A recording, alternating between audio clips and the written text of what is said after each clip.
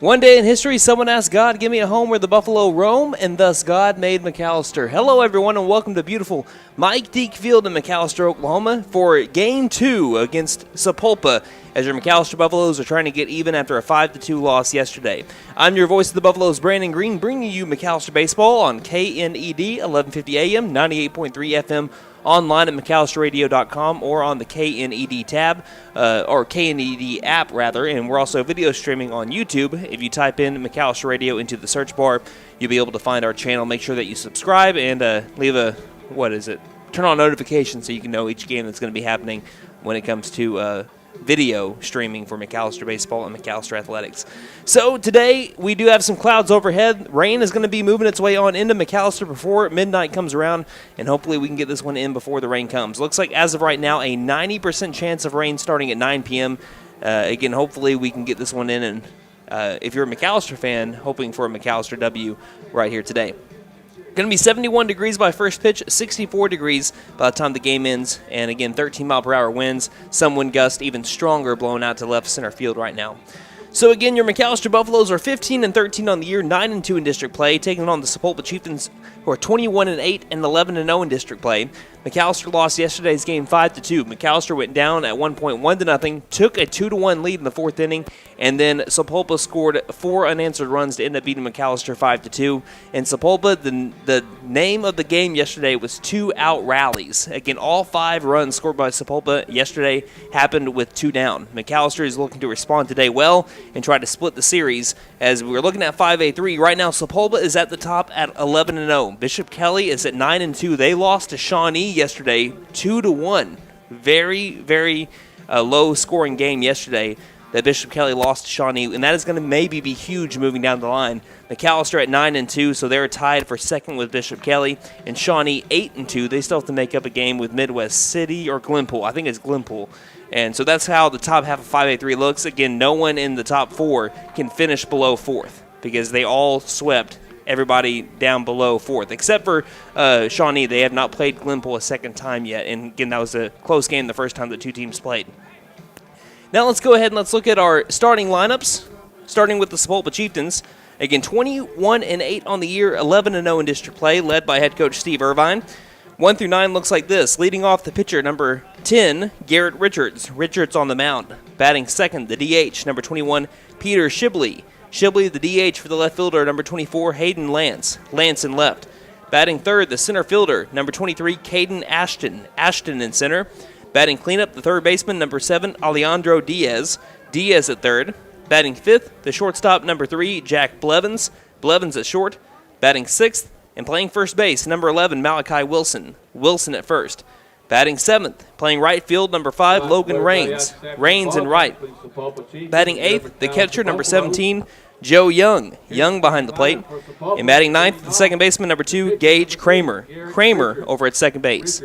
Again, the Sapulpa Chieftains, it looks like they're wearing their black hats with the blue and white logo on the front of it with the black jerseys, royal blue cursive Sapulpa script across the front, and white numerals on the back, blue numerals on the front, and a blue little stripe along the sleeves, and for their pants, wearing gray pants with the blue pipings down the sides if you're listening on radio.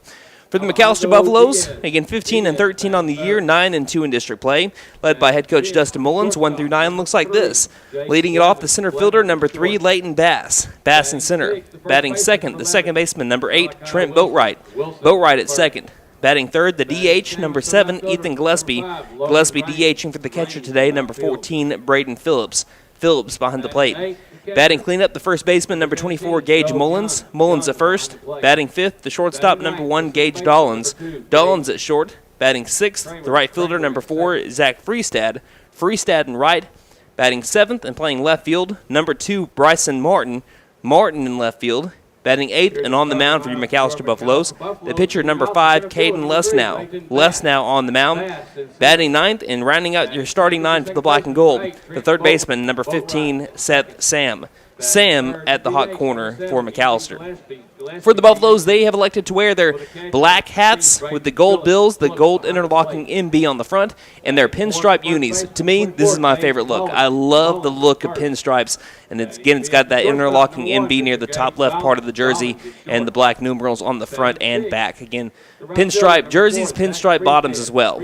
Larry Barnett is reading off the rest of the lineups for everybody else that's in the stands here today. A lot of home athletic events happening here in McAlester, Oklahoma. I understand a lot of people can't be in two places at once, so if you're somewhere else supporting McAlester Athletics, then we thank you for tuning in for McAlester Baseball. Let's send things over now to the field as we're about to have the playing of our national anthem. For the national anthem, please.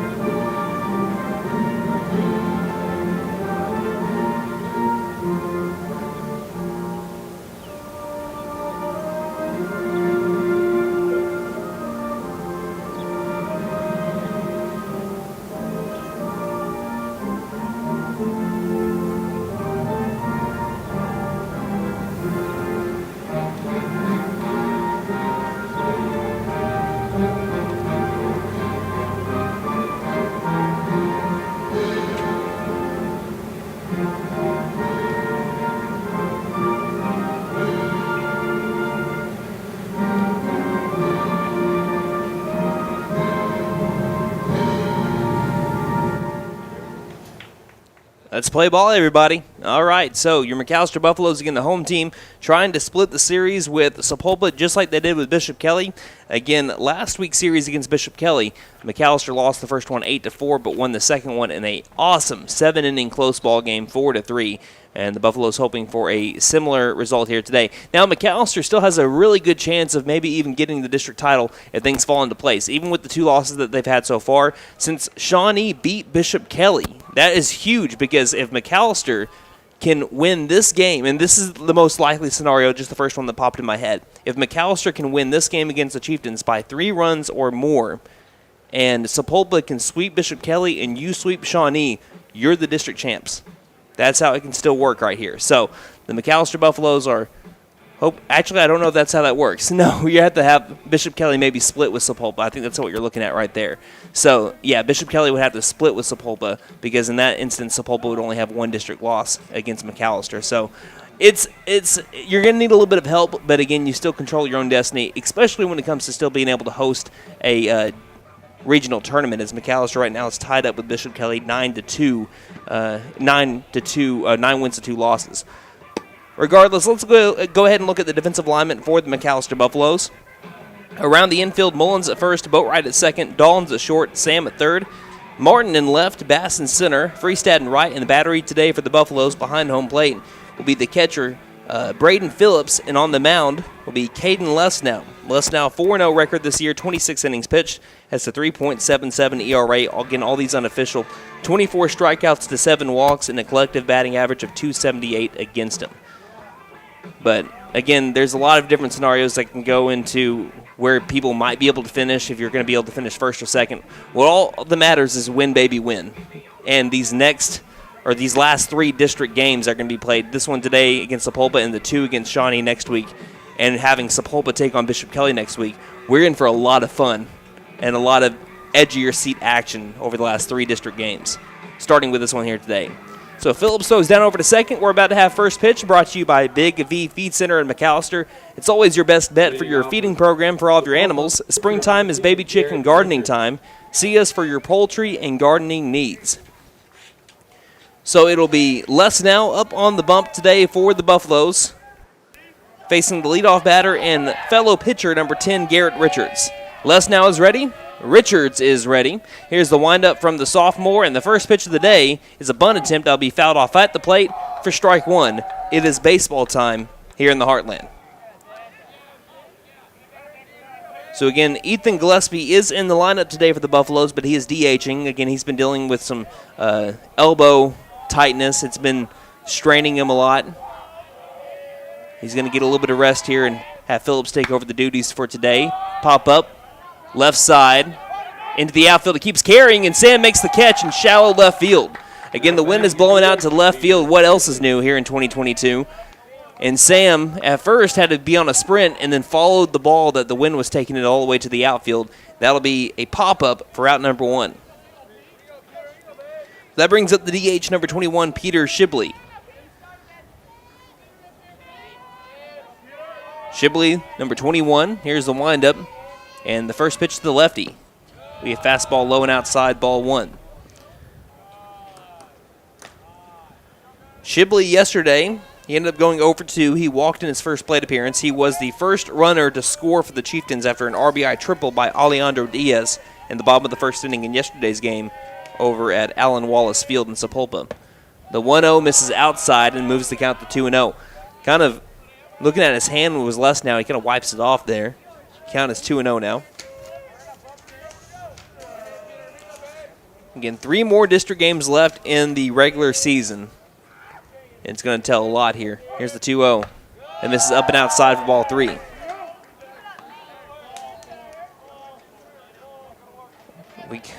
We still have a lot to be seen what's going to happen here. That's why everyone is kind of looking at what other teams do and just hoping that their team wins, and that's what McAlester is looking for right now as well. The 3-0 trying to get back in the zone. Les now does so. Catching the knees for strike 1, and I love the strike call from the home plate umpire. A little punch there. I love it. 3 balls, 1 strike. I hope we have a called strikeout, too. I would love to see his ring up if that's his called strike. The 3-1. This one's going to be a fastball, just missing inside. Close pitch, but called a ball, and that will have Shibley walk over to first. So the way that yesterday's game started for the Chieftains was a pop out and then a walk. Today starts out with a fly out and a walk as well. Caden Ashton comes up. Again, 3 straight lefties in the lineup. Again, 4 lefties, I believe, here for the Chieftains to 5 righties out of the 9 batters that we saw yesterday. Good lead over at first. No takeoff to second. Here's going to be a pitch up and outside, way outside, ball 1.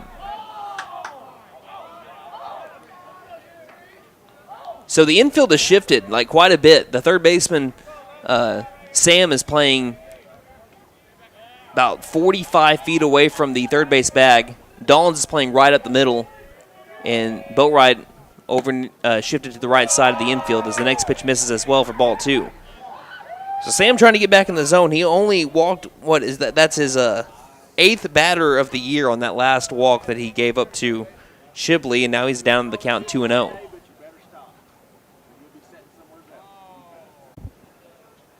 And we've just had a warning from a home plate umpire to one of our fans, it looks like. The count is 2-0. Coming out here in the top of the first inning. 1 down, 1 runner on for Sapulpa. Here's the pitch. The 2-0 will catch the lower outside part of the zone, and that'll be strike 1. So 2 balls, 1 strike. Buffalo's looking to maybe roll a double play and get out of the inning here in the top of the first unscathed. Slightly open stance here for the lefty Ashton as Les now kicks in, delivers the pitch. Misses up and outside, ball 3. And you can hear Sapulpa chirping right now. They're getting loud for their offense and also trying to get into the head of Les now right now. The count is in favor of the batter, Ashton. 3 balls, 1 strike. Les now takes a little bit of time and composes himself. Comes set, the 3-1. Popped up, right field. Freestad looking at it, gets underneath it, makes the catch, and that will be out number 2. So nice job by Les now getting back in the zone, inducing the pop out, and that brings up Alejandro Diaz. Diaz was a terror to the Buffalo defense yesterday. He went 2 for 3 with 2 extra base hits, and on both of those base hits, he brought in runs. So he went 2 for 3 with 2 RBIs, including an RBI triple that hit off the very top of the right center field wall. It hit the sign that said 360 in right center field yesterday. First pitch, fouled back into the glove of Phillips. That'll be strike 1. So no score, top of the first inning.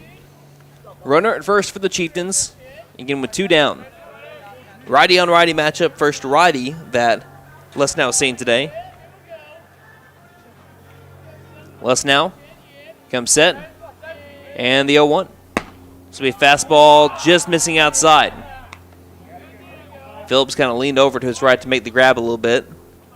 Looked like he was set up near the middle of the plate. Count moves to even at 1-1. Les Now likes what he sees from Phillips.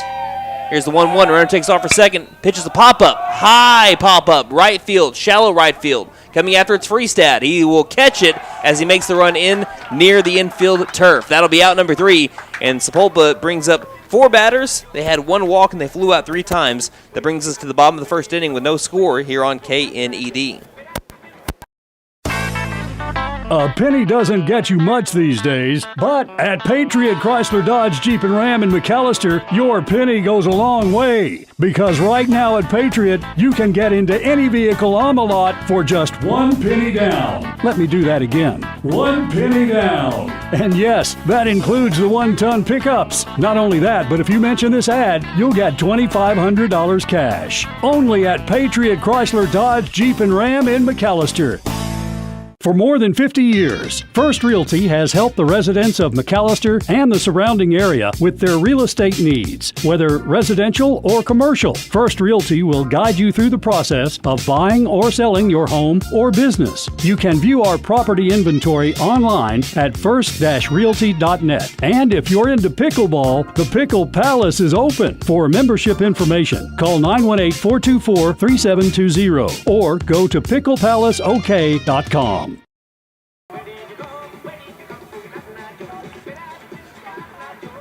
Welcome back to Mike Deke Field here in McAlester, Oklahoma. Your Buffaloes are tied up going to the bottom of the first inning, 0-0 with the Sapulpa Chieftains. Again, we didn't have Buffalo roll call earlier, so if you're supporting McAlester, whether you're here and listening with your earbuds in, or if you can't make it today and you're listening on KND or watching on YouTube, let us know on Twitter at Buff Sports Radio. Just send us a tweet and we'll give you a shout out on the air as soon as possible.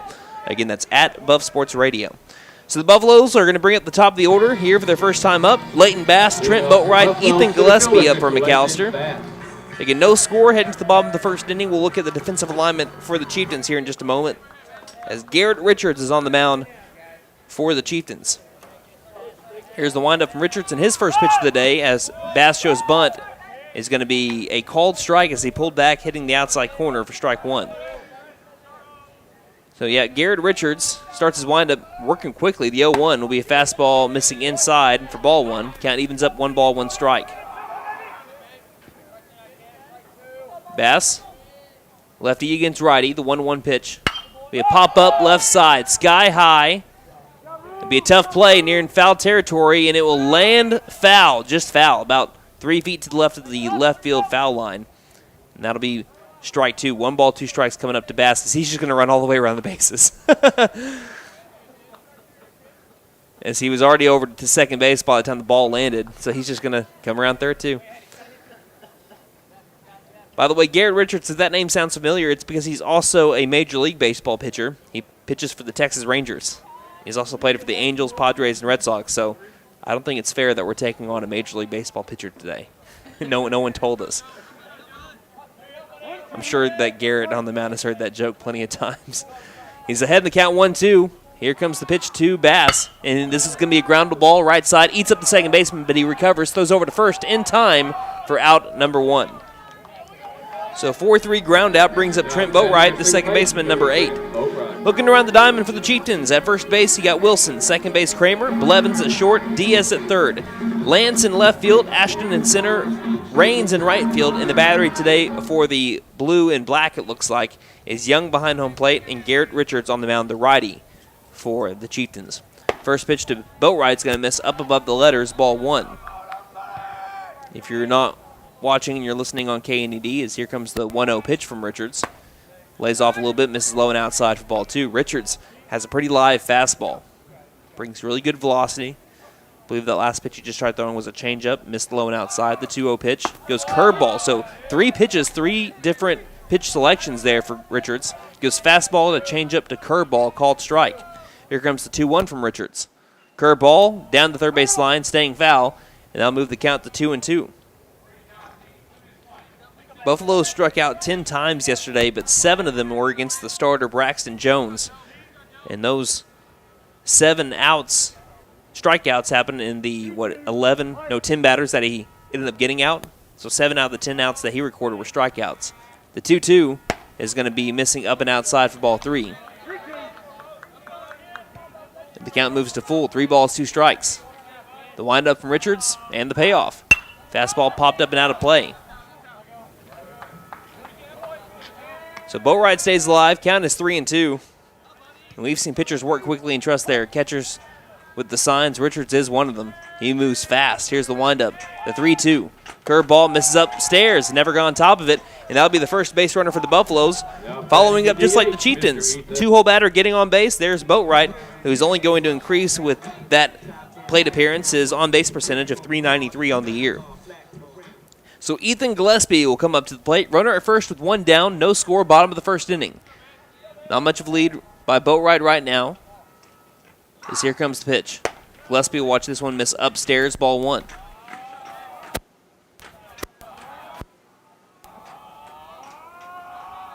One ball, no strikes. Richards delivers. The 1-0 is going to be a line drive into left field, and this one's going to be a single here for Gillespie as he rips one straight to the left fielder Lance, and that puts runners at first and second with only 1 down.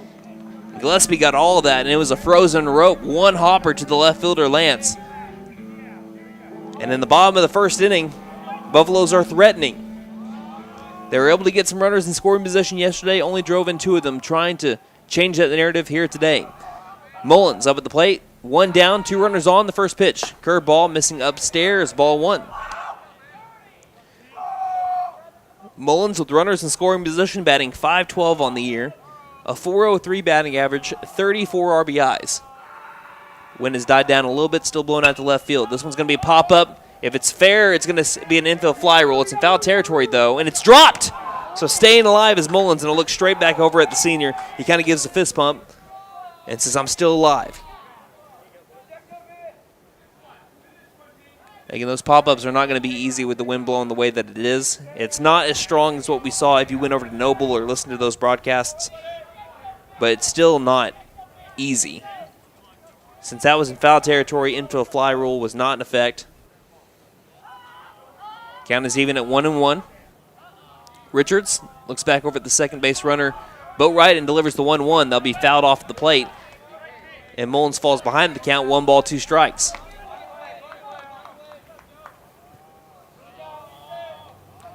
Last time the Buffaloes played here, they hit 2 home runs, both of them 2-run shots by Boatwright and also by Ethan Watkins for his first varsity career home run.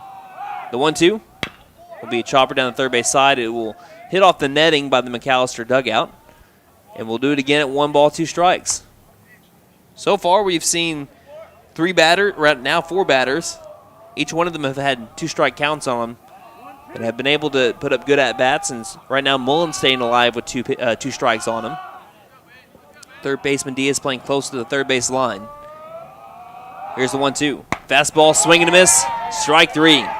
Threw him a bunch of off-speed stuff, then overpowered him with the fastball, and that's able to get him for the second out of the inning. I was about to say he did throw quite a few off-speed stuff, and that was a good time for Richards to go back to the cheddar cheese. Just a good pitch there from Richards. That brings up Gage Dollins. Switch hitter batting left with the righty up. First pitch to Dollins. He's first pitch swinging, but it's going to be fouled off over towards the walking track. Heads up 4 for anyone going that way, as the count is 0-1 here on Dollins. 2 down, runners at first and second. Bottom of the first inning. No score between the 2 teams. Dollins trying to change it. Dollins batting unofficially .358 on the year, and even .500 on base percentage, 16 RBIs. The 0-1 takes another big cut. This one was down low and swung over the top of it. That'll be strike 2. So Dollins is behind in the count, 0-2. Looked like he was expecting fastball by the knees there and just, again, threw him the off speed. His coming set will be Richards, the 0-2 pitch.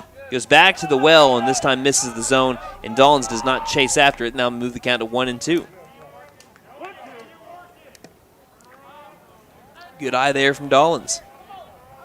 Hit off the front of the plate. Count now 1-2. Richards comes set, looks over at second, and steps off. As soon as he really came set, he was already stepping off with that right foot. Richards comes to a pause again and delivers the 1-2. This one's going to hit off the butt of the bat. At first I thought it might have hit his elbow guard. But then I remembered, well, he is wearing an elbow guard. That's why I thought it hit at first, but it hit off the butt of the bat, so that's just a foul ball. 1 ball, 2 strikes. The pitch, pop up left side. That one's going to land on top of the Hughes Fieldhouse. And again, Dollins fighting off a 2-strike pitch.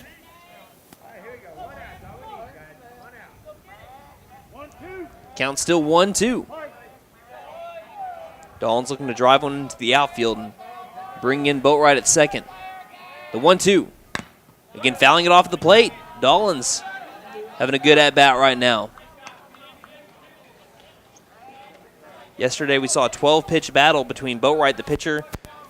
I want to say it was, I'll get to it in a little bit, but again, we had a 12-pitch at-bat, and we had 5 straight foul balls. Dollins looking to drive one into the outfield before we get to that point. The 1-2 will be a curveball missing upstairs, a little inside. So the good AB continues here from Dollins, and the count moves to even at 2 balls, 2 strikes. We got deuces wild with 2 runners on. First and second, no score. Coming set. Richards will do it again. This one's going to be down low in the turf, so ball 3.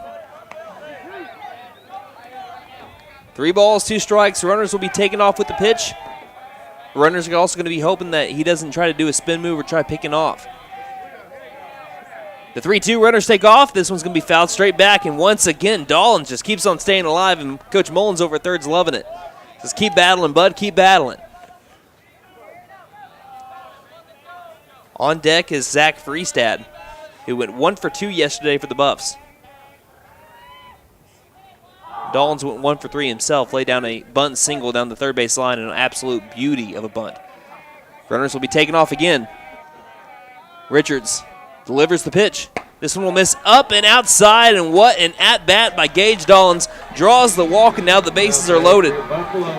This bases loaded alert brought to you by Jet Tire Service in friendly Old Town McAlester. They believe that while the Buffs are driving in runs, you should drive into Jet Tire Service for your tire needs. So the Buffaloes have the bases juiced. 2 down, bottom of the first inning. No score. Freestad trying to change it, looking for the big hit. Richards delivers. First pitch swinging. Swung past it. That'll be strike 1. Zach batting .273 on the year, 14 RBIs, looking to up both those stats. Count is 0-1. Richards takes a deep breath and delivers. Goes curveball, line drive into the outfield. Freestad does it. 1 run's going to score. Gillespie rounds third. He will score. It's a 2-run RBI single by Zach Freestad, and he says let's go to his dugout over near the third base line. Just speaking on get the big hit, and Zach Freestad delivers here early in the bottom of the first inning. 2 RBI single by Freestad. And way to sit on the curveball. Excellent drive right over the shortstop Levin's head into the outfield.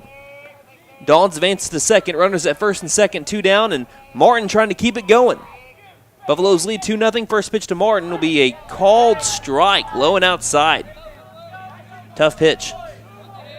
Martin went 3 for 3 yesterday in his first game back since March 25th. Went 3 for 3 with an RBI. Trying to keep it going.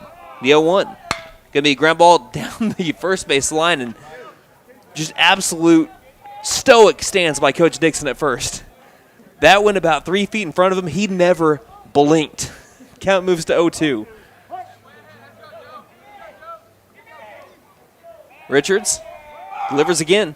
Curveball fouled back into the glove of the catcher, Young, and that's just bad luck there for Bryson Martin. But the Buffaloes do get 2 big runs by Zach Freestad with 2 down, and the Buffaloes take an early 2-0 lead heading to the top of the second inning here on KNED. Best Western Inn of McAlester. Traveling through McAlester or need accommodations for out-of-town guests? Best Western Inn of McAlester and American Lodge and Suites are both locally owned by the Freestead family for many years. Both offer comfort and convenience at affordable prices. Best Western Inn of McAlester and American Lodge and Suites are located on the 69 bypass in McAlester.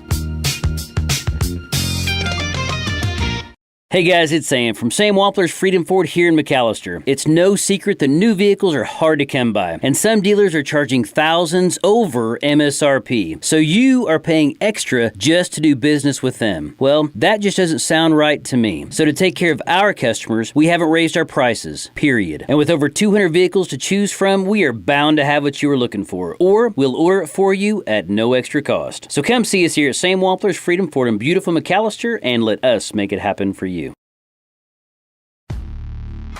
B&B Outdoor Innovation.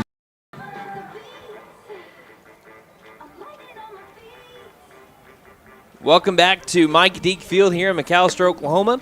Your McAlester Buffaloes got two big runs in the bottom of the first inning by a base-loaded two-out single by Zach Freestad as the Buffaloes lead 2-0, trying to keep that as we go throughout the next 6 innings. It is still early, and Les now trying to keep on dealing. Top of the second, he'll face the 5-6-7-hole batter, starting off with Jack Blevins. Blevins, the shortstop, number 3, bats left. He went 1 for 3 yesterday with an RBI. He had that RBI single in his final at bat. Les now, the windup, and the first pitch of the second. Will be a low inside fastball, strike 1. That was the same called strike that we had over there to Martin, so that spot of the zone has been consistent from the on-plate umpire. Count 0-1. Here's the windup from the sophomore, and he delivers the pitch. Goes with the curveball, misses a little outside, maybe a little bit up. Count moves to even, 1 ball, 1 strike. Scoreboard has it at 2-0, if you're maybe listening while you're in the stands, but the count is 1-1. Les now gives the nod over to Phillips. Here's the windup, and the 1-1. Popped it up, left side, over behind the McAlester dugout. This one will get out of play. And the count moves in favor of Les now. 1 ball, 2 strikes.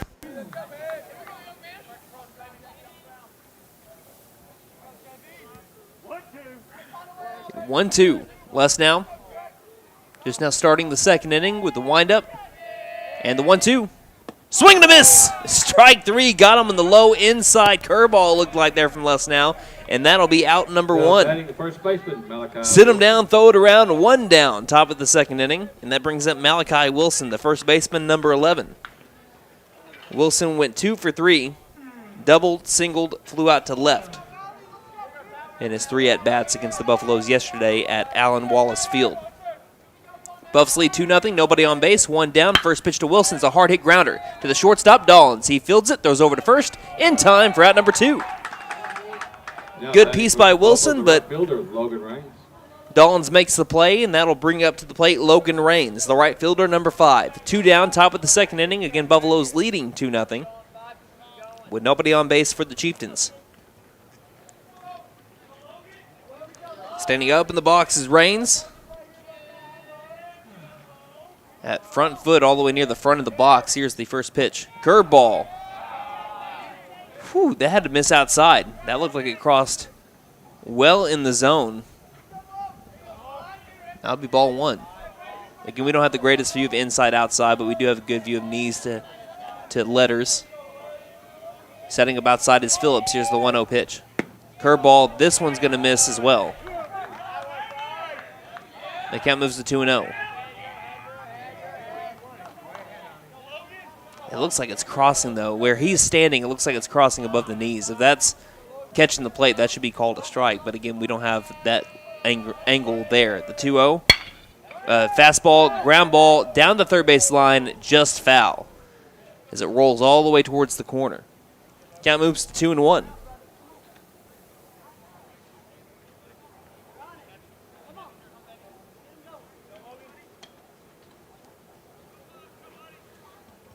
So Buffalo's trying to go 1-2-3 here in the top of the second inning. Here's the 2-1 pitch. It's going to be fouled off of the plate and hits off of Phillips. He's okay. Home plate umpire checks on Phillips. He says, yeah, I'm cool. Count moves to even. 2 balls, 2 strikes.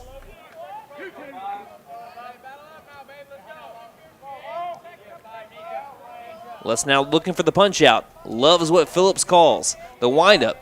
And the 2-2. This one will skip in front of the plate into the gut of Phillips, and that'll move our count to full. 3 balls, 2 strikes. Logan Raines at the plate here for the Chieftains.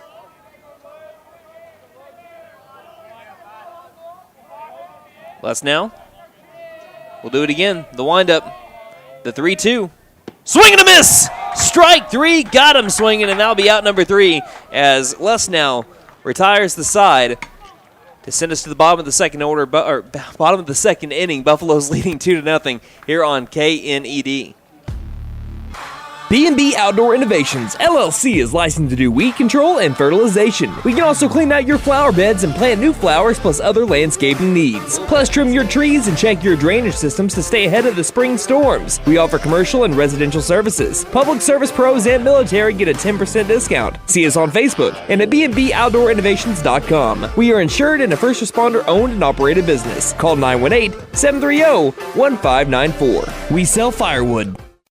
The Tax Time Savings Event is going on now at Vickers Furniture. Make your tax refund go farther at Vickers. A sofa, love seat, and recliner combo is only $13.28. A dining room set reduced to only $6.88. Save money on all Serta mattresses. Don't forget, 18 months zero interest financing is available. The Tax Time Savings Event at Vickers Furniture, 215 South 2nd, McAlester. Vickers Furniture, we're right here with you.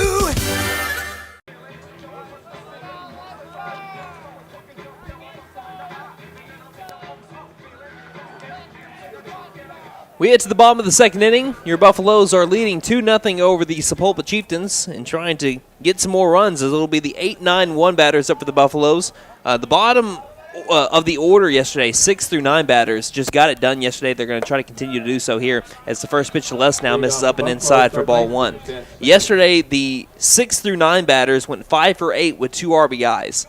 So it was a good day for those guys, and Les now will try to keep it going here in the game 2 as the 1-0 misses down low and outside for ball 2.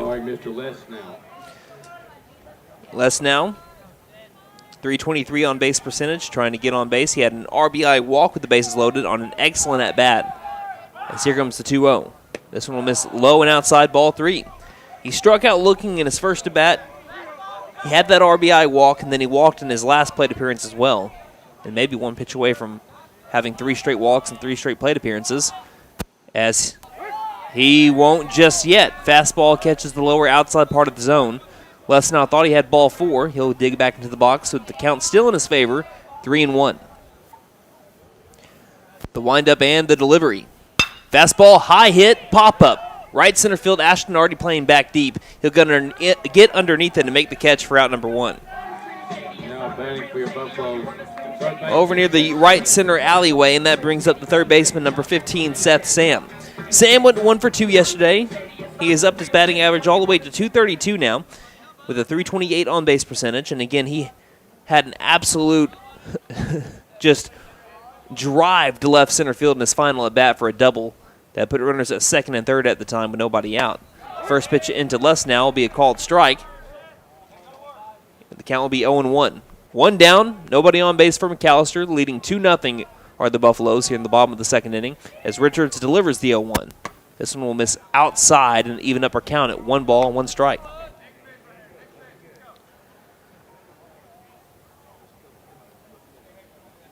Here's the windup from Richards and the 1-1. Goes with the curveball and he'll miss down low. And that'll move Sam ahead in the count, 2 balls, 1 strike. Richards goes again in the pitch. Fastball, it'll be fouled back. And that'll move our count to even. 2 balls, 2 strikes here to Seth Sam. Sam playing third base here today. As here comes the windup. And the 2-2 to the junior. Curveball, hard hit grounder. Over to the third baseman, Diaz. He bobbles it, picks it back up, throws over to first, and the wind's going to catch this one, and beating it out will be Sam. So he'll reach over to first base on the E5, and that'll bring up Leighton Bass.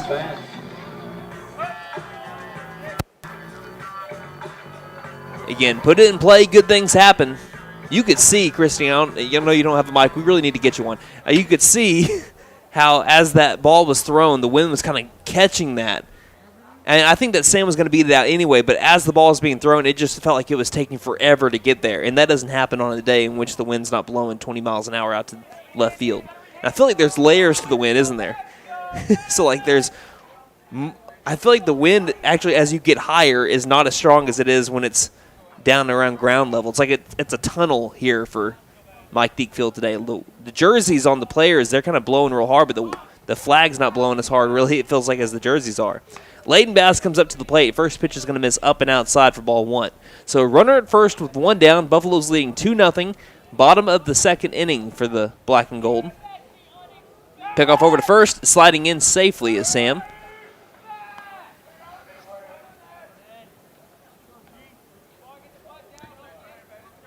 Again, Bass batting .458 on the year so far. The Chieftains have figured him out.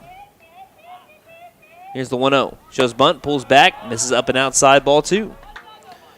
Again, Bass, before yesterday's game, reached safely in 27 straight games. That means he reached on either a hit, a walk, or a hit by pitch in 27 straight games. Here comes the 2-0. Misses up and outside, ball 3. Yesterday was the first game in which he didn't do so, and only the 5th time since his freshman year that he hasn't reached base safely. Incredible stat. I just found that insane when I saw it the other day. The 3-0. We called strike on the outside corner. That's the first time that Bass didn't show bunt. He just waited to see what pitch he got there. Not really one that he could drive, so he's going to let it go, and the count will be 3 balls and 1 strike. Good lead over at first by Sam. Richards comes set and delivers the 3-1. This one hits the same location. That'll be strike 2. So Richards works it back to full. 3 balls, 2 strikes. Sam with 10 stolen bases on the year. He's over at first right now. Richards will pick off over to first, and Sam dives in safely.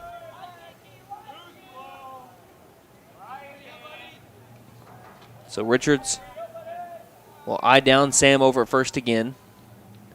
Here's a pickoff over to first again. This one's going to be dropped by the first baseman, Wilson. Even if he would have caught it, Sam was there in time. Count still full, 3-2. Richards delivers. Sam takes off for second. Pop up. Left center field. Sam's going to have to see where this one goes. All the way to the left fielder. Lance backs up, makes the catch, and that'll be out number 2. So Sam has to retreat back over to the first base bag. And that'll bring up Trent Boatwright. Boatwright walked in his first plate appearance. Buffaloes are leading 2-0, bottom of the second inning. They got a runner at first with 2 down. Coming set. Richards takes a deep breath and delivers. Sam takes off for second. The pitch is a called strike. The third is second from the knees. Goes into the outfield. Sam will just stay right there. So Sam gets the stolen base. Young tried throwing him out from his knees, but Sam got in there safely. Stolen base number 11 here for the junior.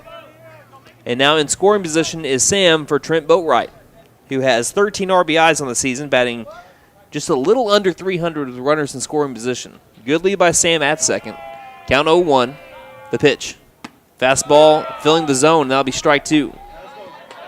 The catcher has to be careful that he doesn't stand up too quickly because I think the home plate umpire might accidentally hit him in the back of the head with the called strike call. I love that strike call. Count is 0-2. Richards the pitch. Curve ball and misses low and outside. That'll be ball 1. I can imagine you're popping up to throw over to second and he just... What's that for, man? Sorry. Richards. The 1-2. Curve ball. Did he go around? Home plate umpire says no. They're going to peel over to the field umpire. He says no as well. So Boatwright just holds back, barely, and that moves the count to 2-2. Nearly went after the curveball. We'll see what the Richards goes with here. Boatwright's got a runner at second trying to drive him in. The 2-2 pitch. Fastball missing outside. That'll be ball 3. Gillespie on deck. He's hit the hardest ball so far today I think he's tied for the hardest hit ball today with Zach Freestad, and he hit it over into left field. He's waiting patiently on deck. Richards comes set, and Richards steps off. Can count full 3-2. Sam won't take third unless he just wants to try to take it. No runner at first. 3-2. Sam goes for third, but this one's going to be fouled straight back, and that'll keep the count at 3-2. So Sam was trying to take third on the pitch. He's now going to be tying his cleats here. And Boatwright putting up a pretty good battle himself. Richards gets his signs here from his catcher Young. Looks back over at second where Sam's at. And the 3-2. Sam takes off for third again. This pitch is going to be low and inside, and that'll be ball 4. And they're just going to let Sam take third. So Sam takes third, and we got runners at the corners with 2 down after another walk to Trent Boatwright. And that brings up Ethan Gillespie. So Gillespie's got runners at the corners with 2 down. Bottom of the second inning, Buffalo's already leading 2-0, trying to get some big runs once again. Trying to create some separation. Richards comes set. Setting up outside's Young. The first pitch will be a fastball up above the letters. Ball 1. Again, Boatwright at first and Sam at third. Richards comes set. The 1-0. This will be a fastball catching the zone. That'll be strike 1. 1 ball, 1 strike. Sapulpa has no runs on no hits, 1 error. Buffaloes have had 2 runs on 2 hits, no errors so far. Coming set. Richards delivers the 1-1. This one will be a curveball in there for strike 2. Gillespie loaded like he was going to drive that one in the next week, but laid off of it. It was a called strike. Now the count moves to 1-2. Richards trying to work out of a jam here. The 1-2 pitch. Runner takes off for second. Curveball that misses outside. They're going to pump fake over to second and let Boatwright take second. So 2 runners in scoring position now for Gillespie as the count moves to 2-2.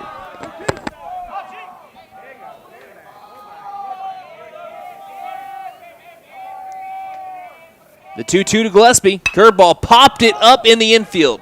Might not be easy. Over at first base, they will make the catch for out number 3. It's Wilson bringing it in, and escaping the jam is the pitcher Richards as we head to the top of the 3rd inning. Buffalo still lead 2-0 here on KNED.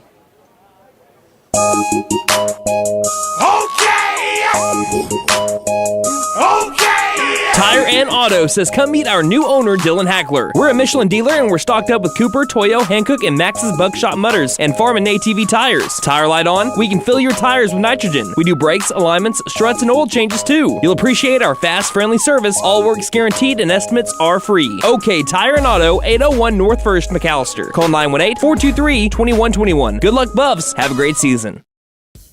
I was looking for a bank that actually cared about me, had checking, savings, and loan options that catered to my needs and was locally owned, because I'm all about keeping my money in our town. I found the Bank NA. The Bank NA has been voted #1 for 10 years in a row in the McAlester News Capital's Reader's Choice Awards. Call 918-423-2265 or go in to find what you need in banking options. The Bank NA, strong, secure, and ready to loan. Member FDIC, Equal Housing Lender.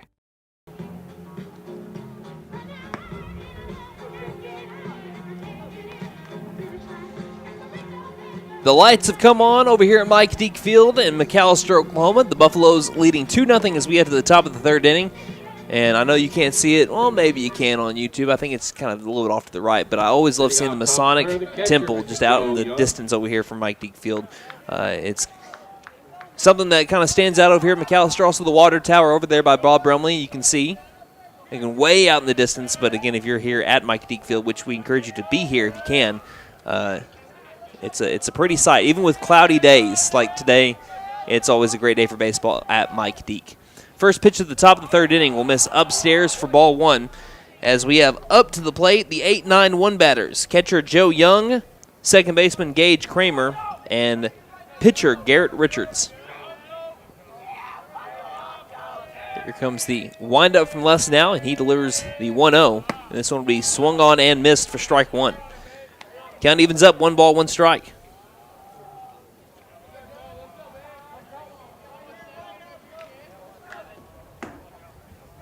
Buffaloes with an early lead.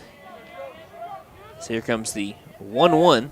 This will be a ground ball left side to the shortstop, Dollins. Fields it in the hole, throws over to first in time for out number 1. A couple of ground balls have gone Dollins' way. He's got both of them for 6-3 ground outs, and that brings up the second baseman, number 2, Gage Kramer.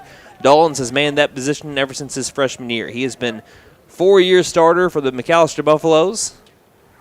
Now into his senior year, going to go play ball at Seminole State.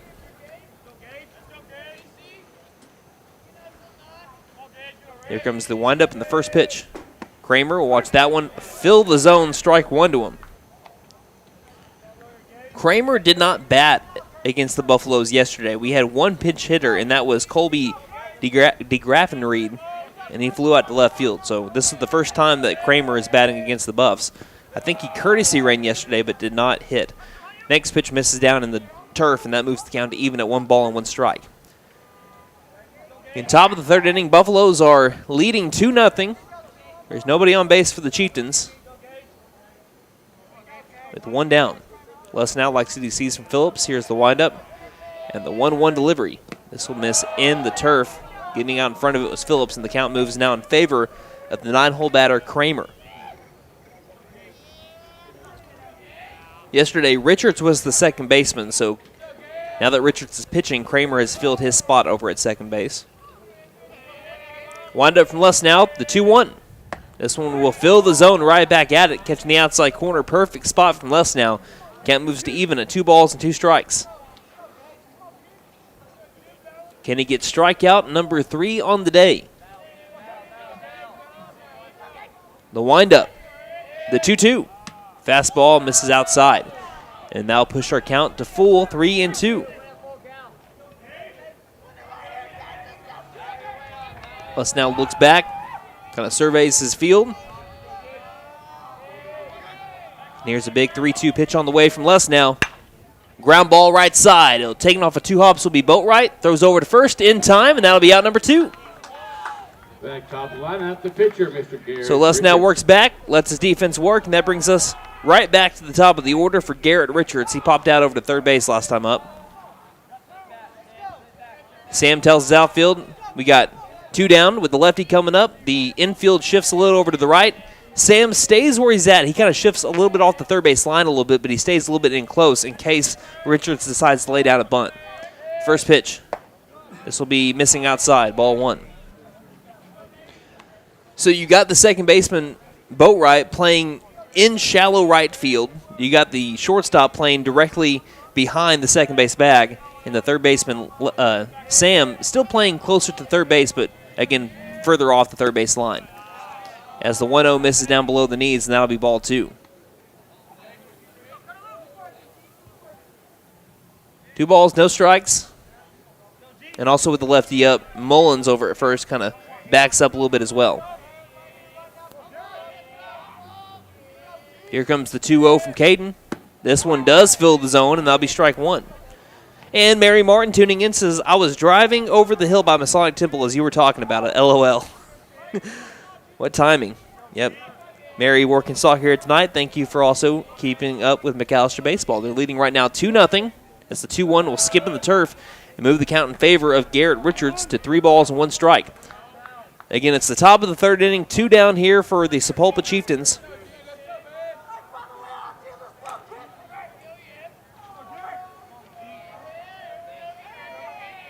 So here comes the 3-1 delivery.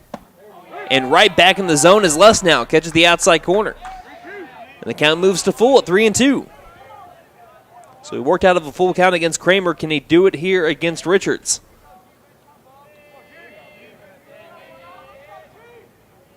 Les now. The windup.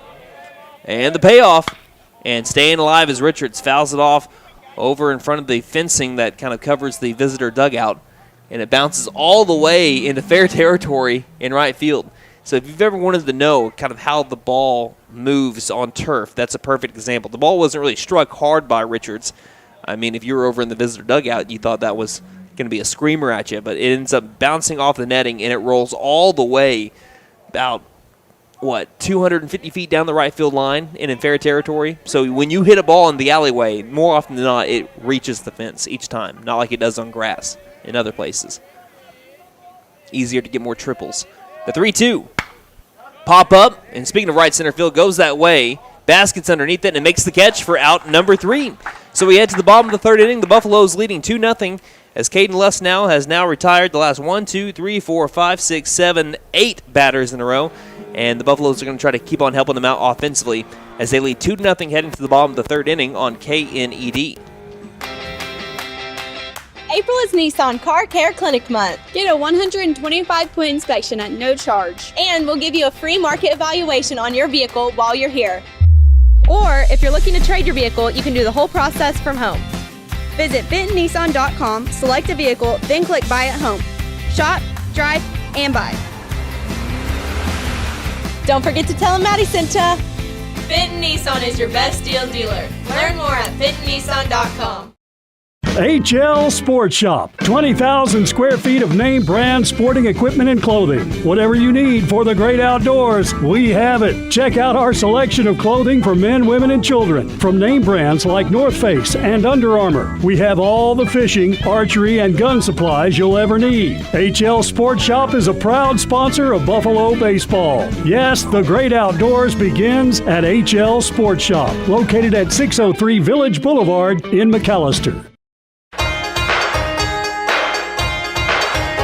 First Family Federal Credit Union. Savings for all seasons. From the traditional savings account to IRAs, CDs, and money market accounts. We have everything to help you plan for your future. Visit your nearest location or go online at firstfamilyfcu.com for more information. Federally insured by NCUA. First Family Federal Credit Union.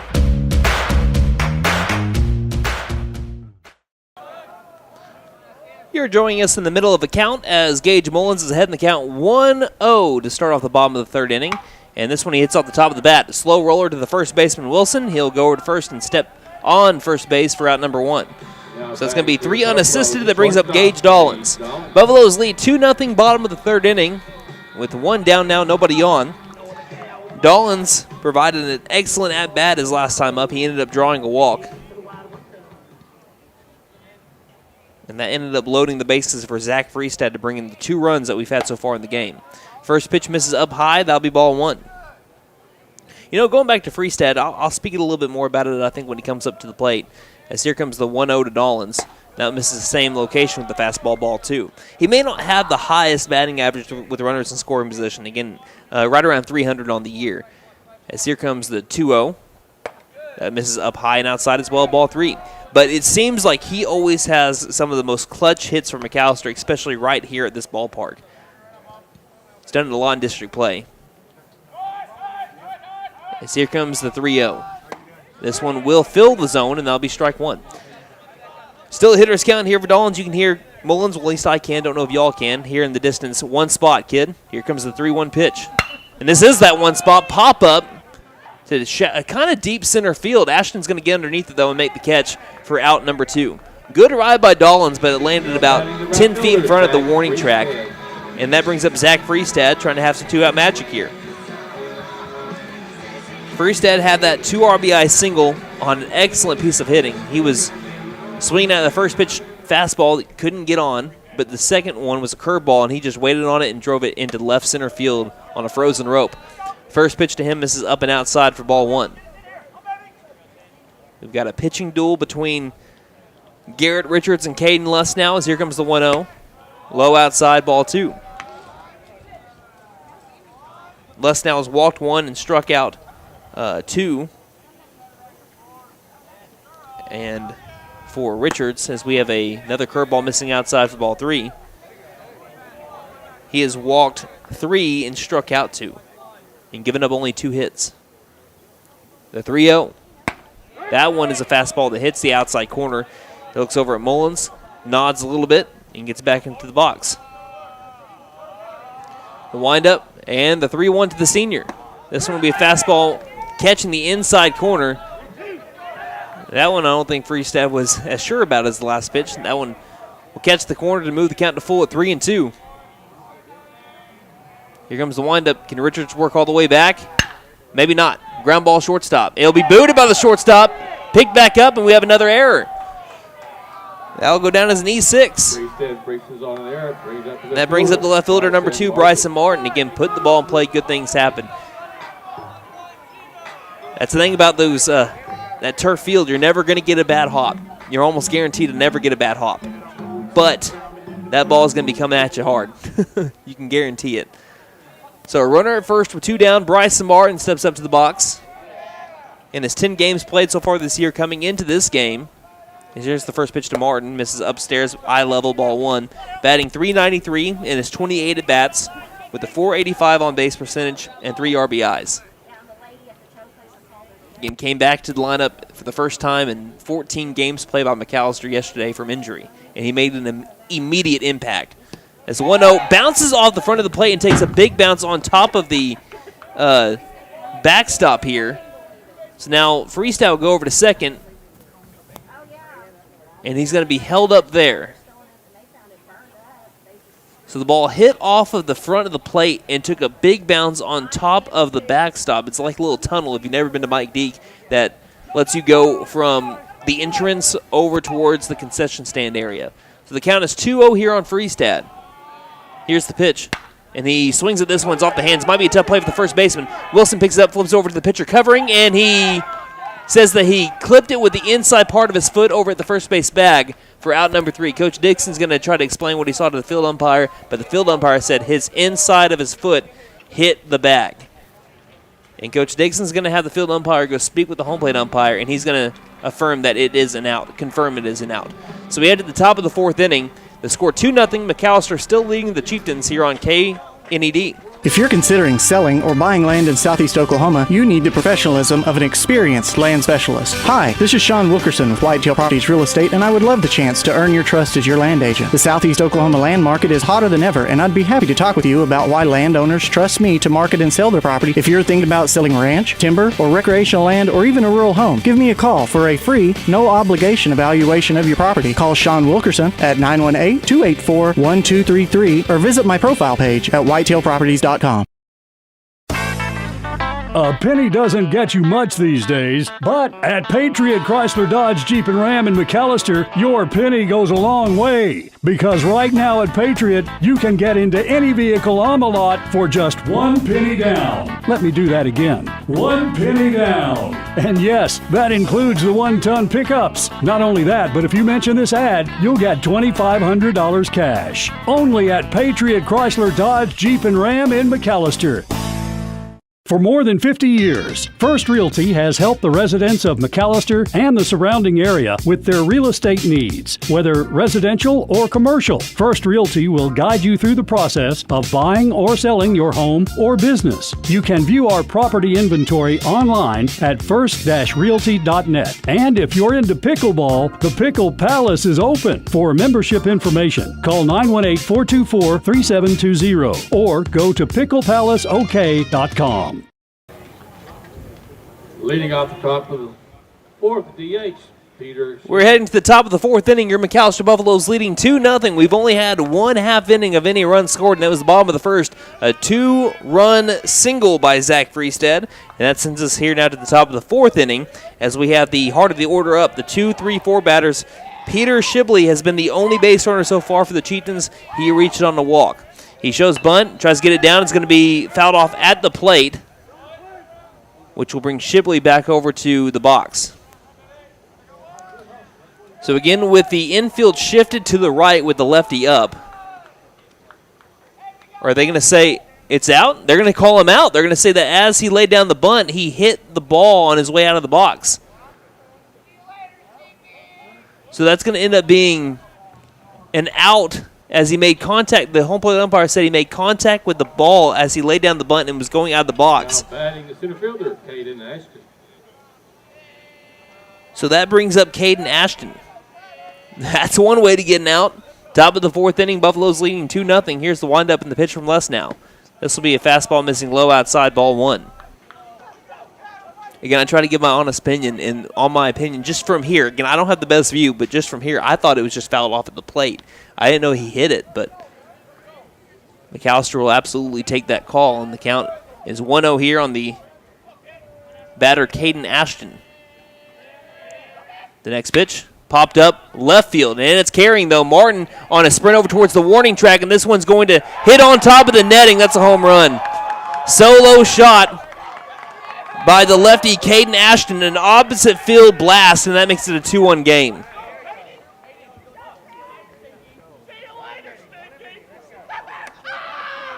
And that one just barely got over the left field wall.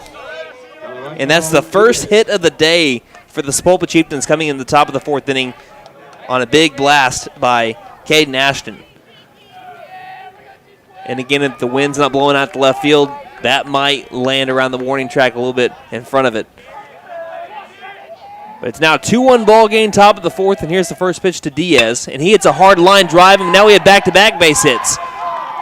Bryson grabs it, gets it in, and that's going to be a base hit with one down as Diaz looks back over at his team and says, let's go, let's get it started.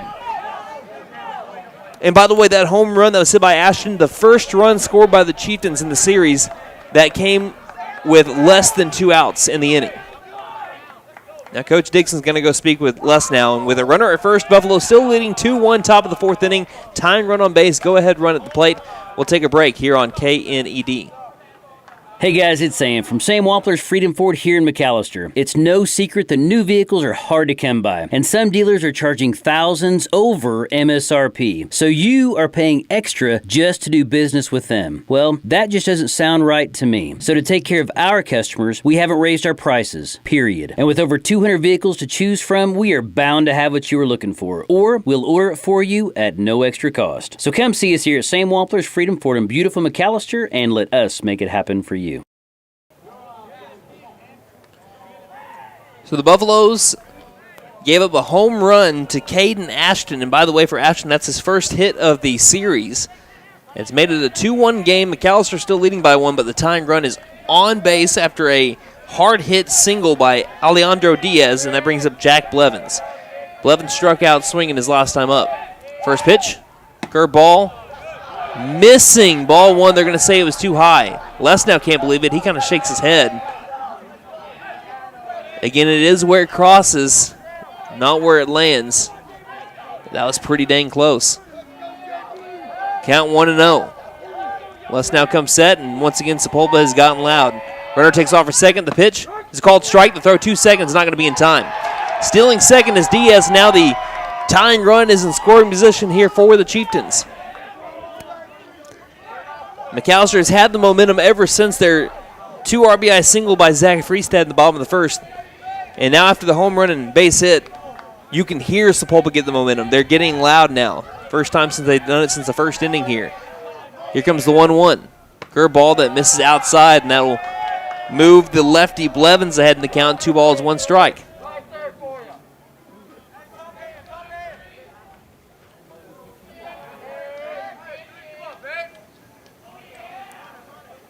Les now getting his signs from Phillips. He'll come set. Decent lead over at second base. Here's the 2-1 pitch. Popped up right field, and it's carrying towards deep right field. Freestad will get underneath it. He will make the catch, and the runner will tag up from second. Freestad gets it in, and that will put the tying run 90 feet away from home plate. Levins gave it a little bit of a ride, but Freestad, like a pro, tracked it down near the corner in front of the warning track for out number 2. So that brings up Malachi Wilson. Wilson has hit the ball hard, it seems like, every single time that he has come up to the plate in the series. Double, single, fly out to left, hard hit, ground ball to the shortstop Dollins, his only time up here today. Went 2 for 3 yesterday. First pitch. He's swinging pop-up, right field, shallow right. Freestad coming in. While he's running, he makes the catch for out number 3. So the Chieftains do get a run on the board on a solo shot by Caden Ashton. They had the tying run reach third, but the Buffaloes are able to keep that runner stranded as they'll take a 2-1 lead into the bottom of the fourth inning. Yes, we played half a 7-inning ball game, and your black and gold leads 2-1 over the Chieftains here on KNED. Best Western Inn of McAlester. Traveling through McAlester or need accommodations for out-of-town guests? Best Western Inn of McAlester and American Lodge and Suites are both locally owned by the Freestead family for many years. Both offer comfort and convenience at affordable prices. Best Western Inn of McAlester and American Lodge and Suites are located on the 69 bypass in McAlester.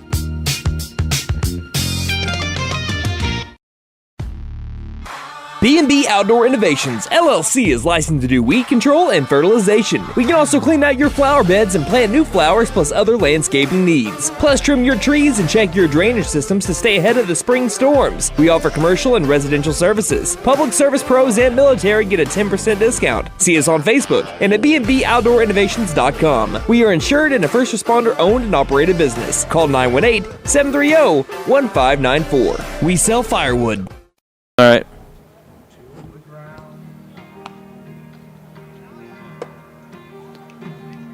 Welcome back to Mike Deek Field here in McAlester, Oklahoma. We've got a good one between the Buffaloes and the Chieftains. We're heading to the bottom of the fourth inning. Buffaloes trying to score their first run since the first inning, and looks like they're going to be having the 8-9-1 batters up for the Buffaloes. But we have a pitching change first. This call to the bullpen is brought to you by Lindley's Paint and Body Shop, your full-service body shop at 1808 South Main Street, McAlester. Watch for our new location on 1328 South Georgia Knight Expressway. It's just a straight switch. The shortstop moving to the mound, and from the mound over to shortstop, as now we have, it's going to be number 3, Jack Blevins. Jack Blevins is the new pitcher for the Sapulpa Chieftains. And Garrett Richards is moving from the mound over to the shortstop position. So Caden Luss now will greet Blevins here. As here comes the windup, and the first pitch of the day from Blevins will be a fastball missing upstairs for ball 1. Now, if you're listening on the radio, Blevins has a little bit of an unorthodox windup there. He kind of puts up his glove way high above his face, as here comes the next pitch, a fastball too low for ball 2. And he's hopping. He's kind of like tapping his left foot and kind of hopping on his right leg while he's waiting for the signs from his catcher. And then he starts his windup, and that's all normal. Here's the 2-0. Popped it up. Sky high, middle of the outfield, shallow center field. Everyone's underneath it. We had 3 people in the vicinity, and catching it's the shortstop, Richards. So that'll bring up the third baseman, number 15, Seth Sam. It's just a little bit different. I mean, it's actually not really part of his windup. It's just kind of his prep before the windup. He just kind of taps that left foot and kind of hops a little bit on the right leg and then delivers a normal windup. First pitch to Sam misses low and outside, ball 1. But yeah, every time he puts that glove all the way back behind his back, or the back of his head, and then back to a normal spot and just kind of hops a little bit. Here's the 1-0. And that'll miss upstairs as well for ball 2. It's not really even a hop. It's kind of like a bounce. He's never leaving his foot on the right foot, but he's kind of just bouncing up and down. The 2-0. Then maybe another pop-up. Around the same location, center field shallow, as coming in is Ashton to make the catch for out number 2.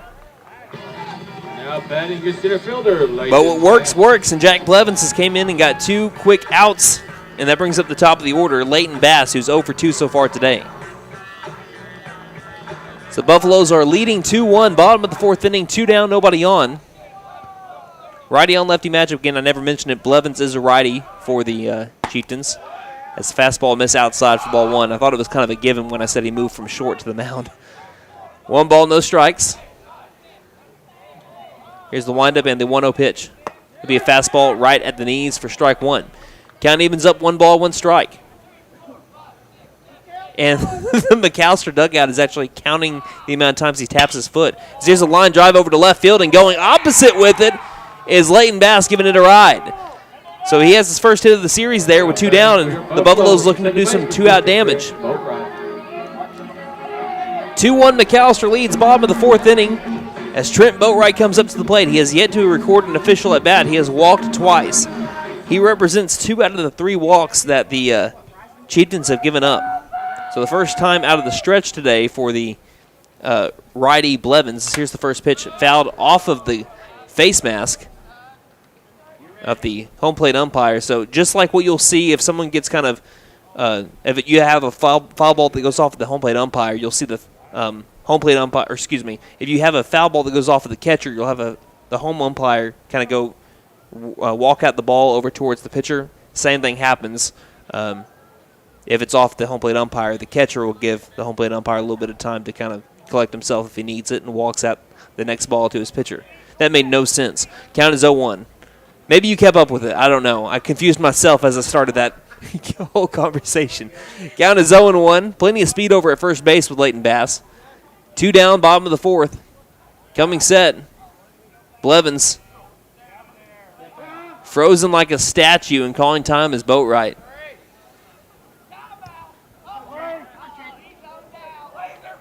Again, not much of a lead over at first. Coming set, Blevins.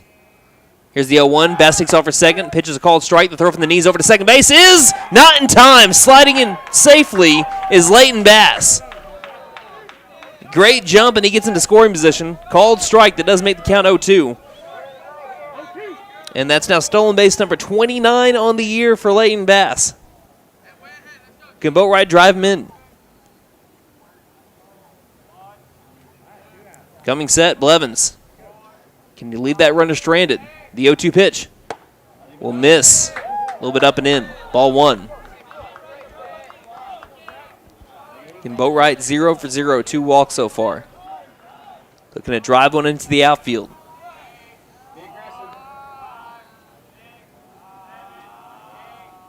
Here's the 1-2. Curveball right at the knees. Got him looking. And the Buffaloes leave a runner stranded in scoring position as they still lead 2-1 heading to the top of the 5th inning here on KNED.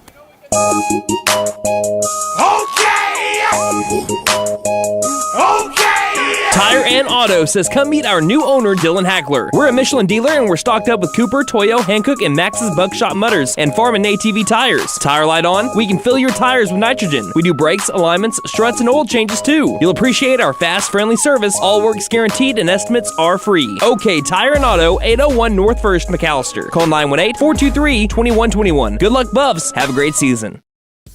I was looking for a bank that actually cared about me, had checking, savings, and loan options that catered to my needs and was locally owned, because I'm all about keeping my money in our town. I found the Bank NA. The Bank NA has been voted #1 for 10 years in a row in the McAlester News Capital's Reader's Choice Awards. Call 918-423-2265 or go in to find what you need in banking options. The Bank NA, strong, secure, and ready to loan. Member FDIC, Equal Housing Lender.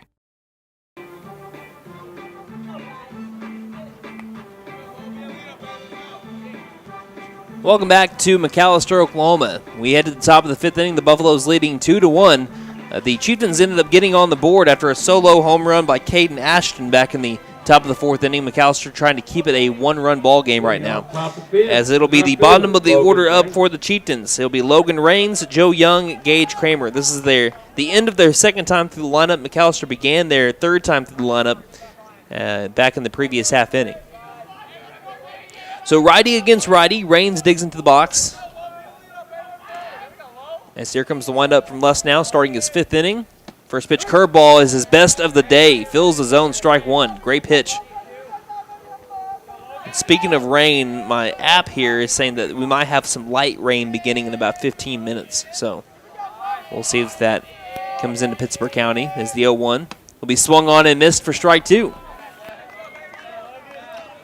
We do have someone warming up at the McAlester bullpen. Since I can only see the catcher that's helping him warm up, I can't tell who is the actual pitcher that might come in if Lesdown needs some help. Here's the windup from the sophomore and the 0-2 pitch.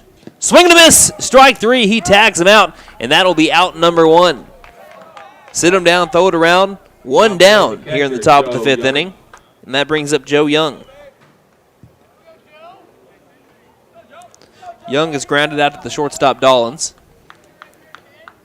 Again, 1 down here in the top of the 5th. The Buffaloes are leading 2-1. Wind has died down pretty much. I mean, it's really not blowing like it was even an inning ago. Here comes the windup, and Les now delivers. This one will skip in the turf, moving the count in favor of Young. 1 ball, no strikes. Again, didn't mention in his first at-bat, Young did go 0 for 3 yesterday. He struck out looking. He reached on an error and flown out to center. The windup from Lustenau and the 1-0. This one will cross the letters. Count moves to even, 1 ball, 1 strike. And it has definitely been a pitcher's duel. We've had 5 combined hits in this game. McAlester got 2 of their 3 in the first inning, and Sapulpa got 2 out of both of their hits back in the 4th, and this one's going to be grounded down in front of the Hughes Fieldhouse door, and that will move the count in favor of Lustenau to 1 ball and 2 strikes. And also, even though the rain's supposed to be coming in here tonight, it's actually not going to get cooler. It's going to actually get warmer. Tomorrow, 81 degrees. Thursday, 82. Friday, 82. Saturday, 81. The 1-2. We'll skip in the turf and move the count to even at 2 balls and 2 strikes. We will have a little bit of a cool down at the end of the week and starting off Monday at around 73, then to 68 degrees. But looks like pretty good temperatures for the remainder of the McAlester baseball season, especially for the shootout coming up. Here's the 2-2. This one will skip in the turf as well, just bouncing it over to Phillips, and they'll move the count to full at 3 balls and 2 strikes. We do have a 40% chance of rain on Saturday, but McAlester doesn't play any games on Saturday in the McAlester shootout. They just play on Thursday and Friday. We'll mention that in the postgame show, what their schedule looks like coming up. Here's the payoff. Lustenau, it's going to be a hard hit. Line drive over to Sam. He makes the catch for out number 2. Kind of a different way to catch that. Kind of caught it like a basket catch a little bit. Like he was trying to body up a ground ball because he didn't know if that was going to bounce. So he caught it like he was trying to body it up, but he just grabbed it out of thin air, and that'll be out number 2. On a solid piece by Joe Young, and that's just an example of being in the right place at the right time there for Sam. First pitch to the new batter, hits off the top of the plate and bounces on top of the tunnel. And that'll be ball 1 to Gage Kramer. Kramer, he still playing second base with Blevins now on the mound. He was playing short. Richards moved over to short in the last inning. 1 ball, no strikes. Lustenau the windup and the pitch. This one will be fouled back into the glove of Phillips, and that'll be strike 1. Count even, 1 ball, 1 strike.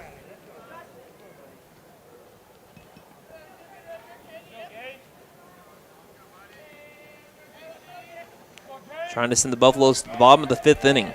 The windup and the 1-1. Called strike, outside corner. Strike 2 now to Kramer.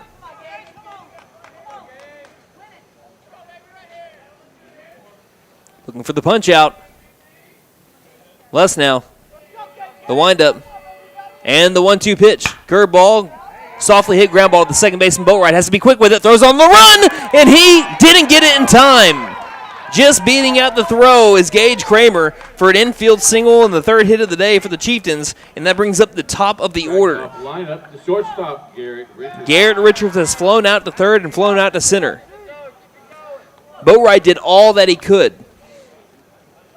He charged on that ball. He got rid of it in plenty of time.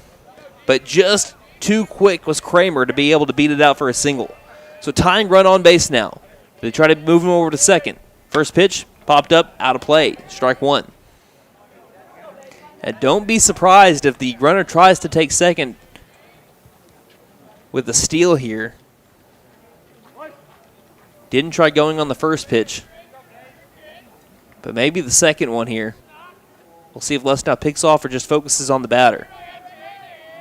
Runner takes off early. Pickoff over to first, now over to second, and that's committing.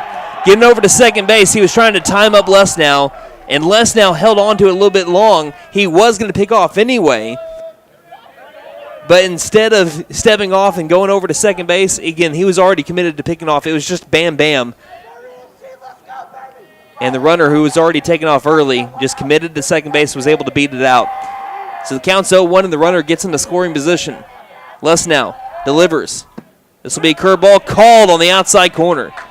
Third base coach and head coach Steve Irvine doesn't like the call there. And the count is 0-2. Can Lustenau make it not matter and get the K?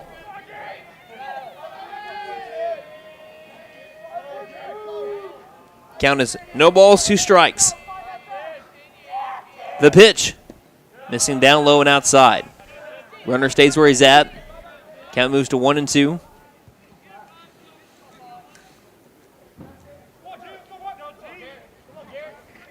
one-run game, the tying run at second. Buffaloes haven't been able to put up any runs since the first inning. The 1-2. Ground ball softly hit to the second baseman. Boatwright again charges, has to throw to first again. He can't throw. There was no play at first, and for the second straight hit, it's going to be a softly hit ground ball to the second baseman, Boatwright. Boatwright felt like he didn't have a play, so instead of throwing it over to first, faked the throw over to first and looked over towards third. That's an infield single for Garrett Richards, and that brings up Peter Shibley. So runners at the corners here for Sapulpa on 2 ground ball hits. Again, Boatwright is playing deep with the lefties up. And Phillips is going to go speak with Luss now. So the infield has been shifted over to the right, and playing also a little bit deeper is Boatwright over at second. So when you had those softly hit ground balls, the first one was with Kramer. He wasn't the lefty, he was a righty, so they weren't really playing that far deep, but it was so softly hit that Boatwright just had to charge on it, didn't have enough time. That time he was playing too deep, or not too deep, but he was just playing deeper, and it allowed him not to be able to get over to first in time. And now Coach Dixon's going to go speak with Luss now, and we'll see if we have a pitching change.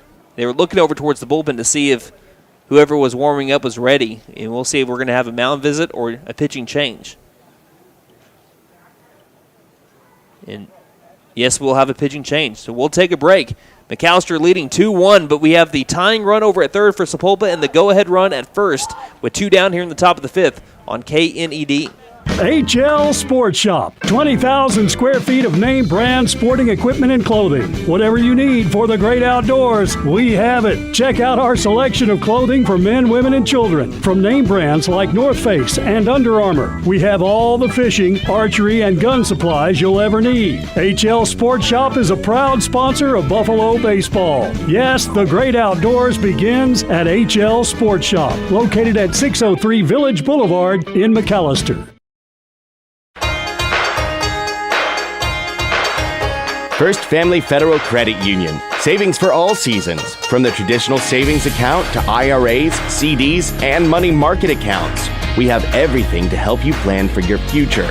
Visit your nearest location or go online at firstfamilyfcu.com for more information. Federally insured by NCUA. First Family Federal Credit Union.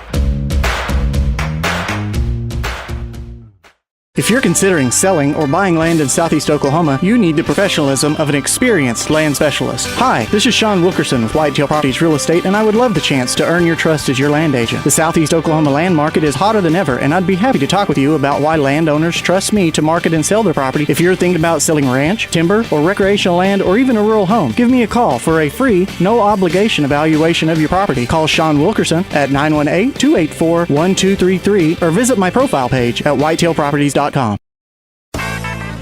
A penny doesn't get you much these days, but at Patriot Chrysler Dodge Jeep and Ram in McAlester, your penny goes a long way. Because right now at Patriot, you can get into any vehicle on the lot for just 1 penny down. Let me do that again. 1 penny down. And yes, that includes the 1-ton pickups. Not only that, but if you mention this ad, you'll get $2,500 cash. Only at Patriot Chrysler Dodge Jeep and Ram in McAlester.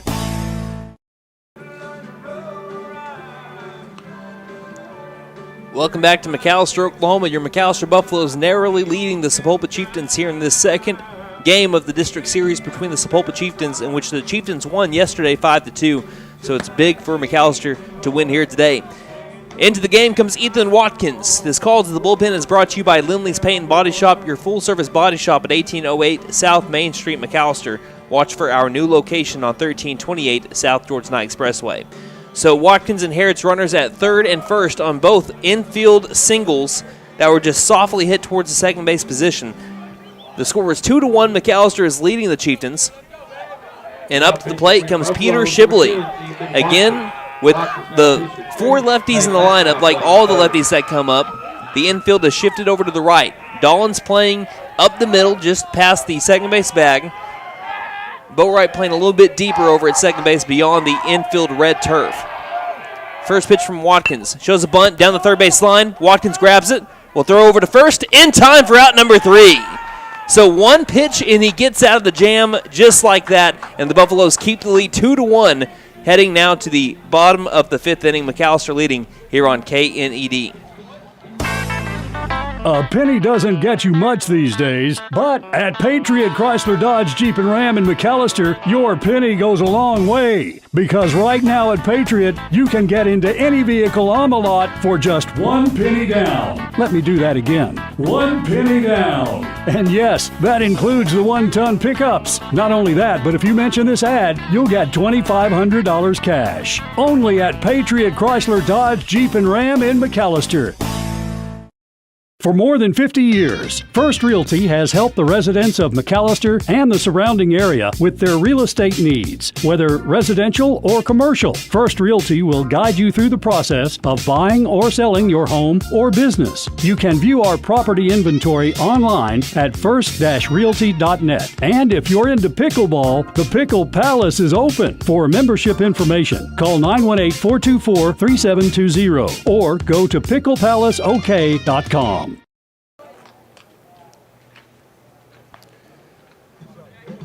Now batting your DH. So the McAlester Buffaloes worked out of a jam. They lead 2-1 heading to the bottom of the 5th inning. Like I said, it's been a rubber match. These two teams have been excellent on the mound. Caden Lesnow, Garrett Richards, Jack Blevins, who's on the mound right now, and Ethan Watkins.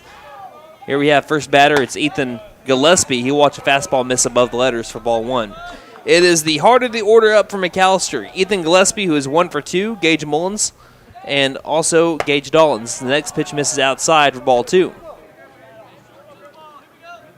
Watkins, who came in and threw only 1 pitch and got out of the jam, will go back over towards the McAlester bullpen to get some more time to warm up.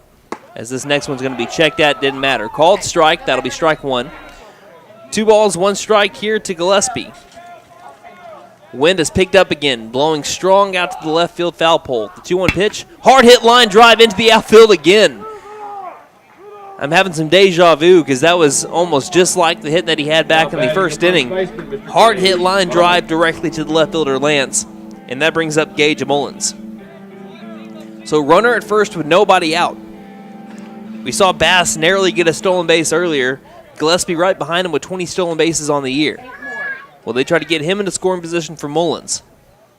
Not yet. First pitch, called strike at the knees. Fastball, count 0-1. Both teams have 4 hits apiece. Sapulpa has their 1 run on 4 hits, 2 errors. Buffalo's 2 runs on 4 hits, no errors. Runner at first, nobody out for the Buffs here in the bottom of the 5th inning. The 0-1 will be a fastball down by the ankles for ball 1. Buffaloes have been able to get some people into scoring position since the first inning. The first inning, Freestad got it done, got the big hit for the Buffs. The 2 runs on a RBI or a 2 RBI single as the 1-1. It's going to be a hard hit ground ball at the middle, chance for a double play. Fielded over to second for 1, over to first, double play. 2 for the price of 1 there for the Sapulpa Chieftains. 6-3 double play starting there by Richards. And that clears the bases for Gage Dollins.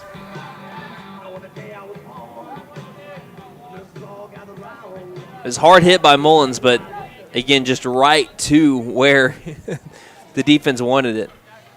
So 2 down, bottom of the 5th inning, first pitch to Dollins.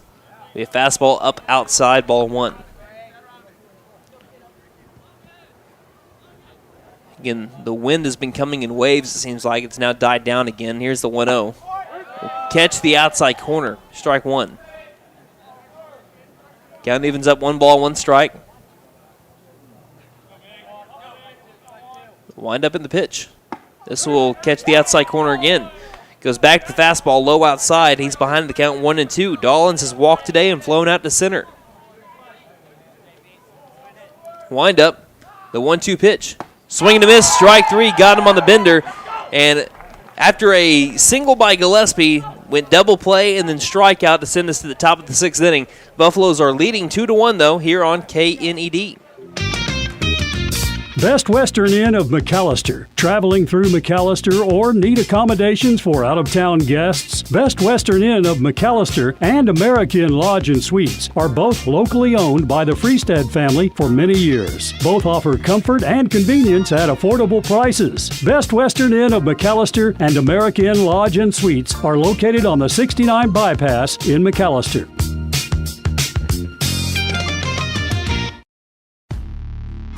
B&B Outdoor Innovations, LLC is licensed to do weed control and fertilization. We can also clean out your flower beds and plant new flowers plus other landscaping needs. Plus trim your trees and check your drainage systems to stay ahead of the spring storms. We offer commercial and residential services. Public service pros and military get a 10% discount. See us on Facebook and at bnbouttoorinnovations.com. We are insured and a first responder owned and operated business. Call 918-730-1594. We sell firewood. The Tax Time Savings Event is going on now at Vickers Furniture. Make your tax refund go farther at Vickers. A sofa, love seat, and recliner combo is only $13.28. A dining room set reduced to only $6.88. Save money on all Serta mattresses. Don't forget, 18 months zero interest financing is available. The Tax Time Savings Event at Vickers Furniture, 215 South 2nd, McAlester. Vickers Furniture, we're right here with you.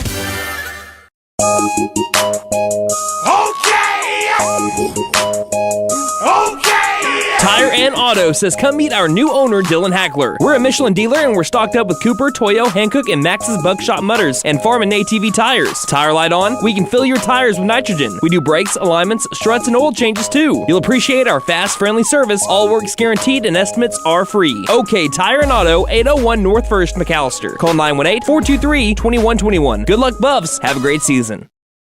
Fast now pitching. We get to the top of the 6th inning. Leighton Bass is your new pitcher for the McAlester Buffaloes. Watkins threw one pitch to get out of the jam, and he goes to left field. Bass moves from center over to the mound, and Martin from left over to center.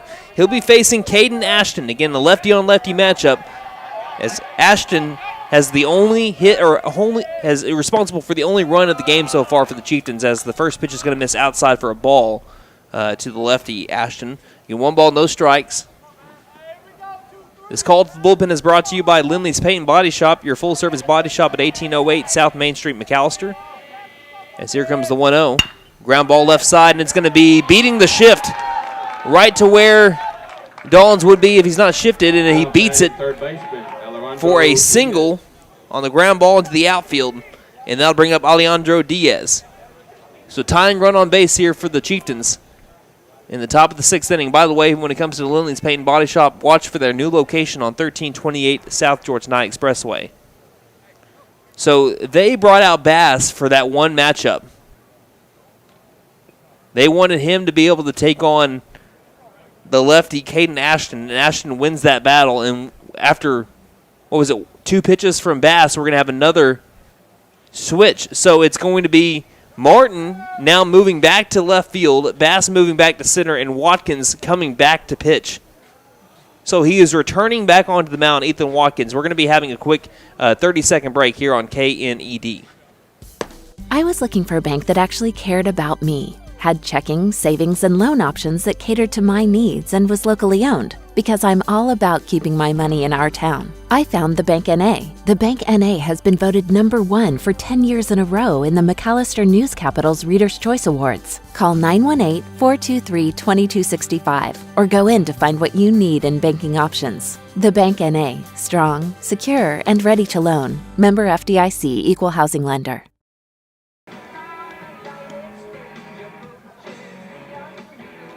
So technically, after we just had a talk about the call to the bullpen, we have another one as Watkins comes back out. He threw one pitch earlier in the game, and now he's re-entering over onto the mound after a couple of pitches from Bass, leading to a single by Caden Ashton. Again, Lindley's Paint and Body Shop, you're getting your money's worth here today. Your full-service body shop at 1808 South Main Street, McAlester. Watch for our new location on 1328 South George Knight Expressway. So what McAlester is trying to do there against the lefty Caden Ashton was try to go lefty on lefty. And the reason why you do that, sometimes it's harder for the batter if he's a lefty to face a left-handed pitcher. And that's what they tried doing with Bass, especially with the way that Bass throws a lot of heat. He's got some good stuff as well. When McAlester didn't win the battle to begin with, they're going back over to Watkins, who's going to be righty on righty against Alejandro Diaz. So runner at first with nobody out after that leadoff single by Caden Ashton puts Watkins back up on the rubber. Buffaloes are leading 2-1, top of the 6th inning. We've had 9 combined hits between these two teams, 3 combined runs. Diaz has been a terror against McAlester. He has gone 3 for 5 with 2 RBIs. Runner takes off for second. First pitch, called strike. They're just going to let the runner take second. Just a great jump from Ashton to immediately get over to second base. So tying run in scoring position now for the Chieftains. Nobody out. Chieftains dugout getting loud. Here's the 0-1 pitch. Fastball blew it right by him for strike 2. One of the best fastballs I've seen there from Watkins, and he just reared back and fired it into the mitt of Phillips. Count is 0-2. Good lead over at second base by Ashton. The 0-2 pitch, fastball, and that one will be fouled straight back, keeping the count at 0-2. I don't know what it is, but I know that Watkins can hum it in there, but I feel like in this game, he is topping out his velocity right now. This is the hardest I've seen him throw so far this year, and he's pitched in 28 innings. Coming set, Watkins. A little spin move over towards the second base bag. Watkins has also been one of the coolest stories for McAlester baseball this year, and just how much he has grown into the role that he's been here as the 0-2. It's going to be a swing and a miss for strike 3. He tried holding up, but he could not. And goes up high with the fastball for strike 3. Now batting the pitcher, Jack Blevins. Watkins has worked his tail off, and he has, again, been one of the most trusted pitchers by the Buffaloes. Again, last year did not throw a single pitch, I believe, in varsity play, and this year he has thrown 28 1/3, and he's been in some high-pressure situations. This one's another one. A runner at second base that represents a tying run, 1 down, top of the 6th inning. Buffaloes leading 2-1. Blevins up at the plate, first pitch, fouled off over on top of the Hughes Fieldhouse for strike 1.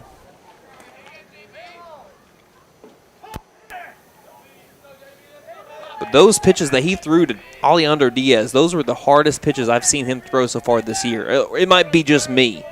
He might not have, but it just looked like it was flying out of the hands of his right hand, a little bit stronger than it has been all season long. And that's saying a lot because he can hum it in there, like I was saying. Counts 0-1. Blevins has struck out swinging and flown out to right. The 0-1 pitch. Tries going off speed, misses outside. Count evens up, 1 ball, 1 strike.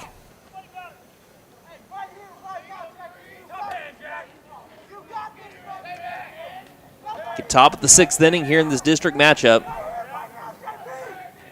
Coming set, Watkins. Here's the 1-1. Curveball, nice one from Watkins. And that moves the count to 1-2. What are you supposed to do when he's humming it in there and then you throw a curveball like that? He just froze the batter, and that moves the count to 1 ball and 2 strikes. So what does he go back with? Does he go back with the fastball, throw some more off speed?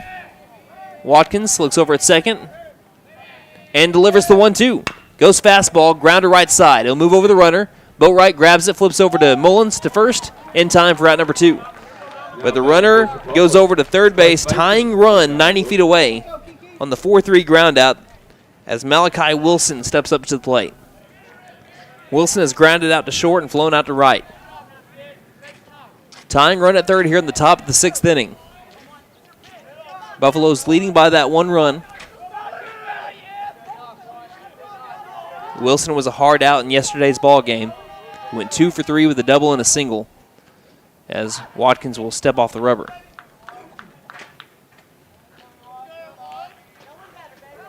Two down, top of the 6th. Watkins likes what he sees from Phillips. Comes set. First pitch, fastball fouled straight back. And that'll be now 0-1 here on the batter, Wilson. Wilson looked like he was on that, though.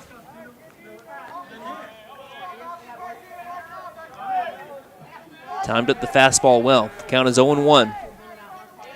Watkins comes set. What does he respond with? The 0-1 pitch.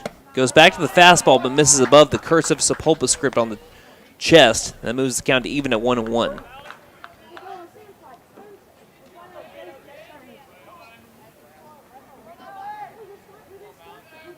Watkins getting his signs here from Phillips.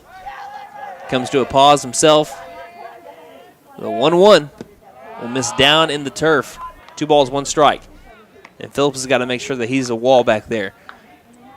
And he's got some varsity time behind home plate. Gillespie has handled most of it. Again, he's dealing with right now an elbow strain right now. He's able to play, he just needs a little bit of rest. Phillips is in just about a big situation here as Watkins is on the mound. The 2-1. Fastball, ground ball, right side. It's going to get up the middle and into the outfield, and we got a tie game. Once again, Malachi Wilson proves to be a hard out, and he ties up the game here in the top of the 6th inning with an RBI single. Clutch hitting by Malachi Wilson. Just pounced the sliding glove of Trent Boatwright. And once again, with 2 down in the inning, the Chieftains score again. 6 out of their 7 runs with 2 outs in the inning. And coming up to the plate is number 20. We have a new batter with a different stance. Haven't seen this one in high school baseball before. It's going to miss outside. First pitch, ball 1. Extremely narrow stance here by number 20. Colby DeGraff. He batted yesterday, but I don't remember. Maybe it's just the angle that I'm at, but it seems like his feet are so close together in a very close stance. Runner takes off for second. The 1-0 will be lined up above the dugout. Or excuse me, yes, that is the dugout. Also the press box over here on the first base side. Christy, our board operator, video board operator, thought she was about to have her head taken off. Don't mind the plexiglass right in front of you. I think you can stop bullets. You're going to be okay. Count is even at 1-1. Watkins comes set. 2-2 game. The 1-1 pitch. Will be a fastball missing by the ankles for ball 2. Sapulpa has had all 6 of their hits in the last 3 innings. They didn't have any in the first 3. Buffaloes had 2 out of their 4 in the first inning and have kind of scattered it out since then. The 2-1 will be fouled back, and that'll move the count to even. 2 balls and 2 strikes.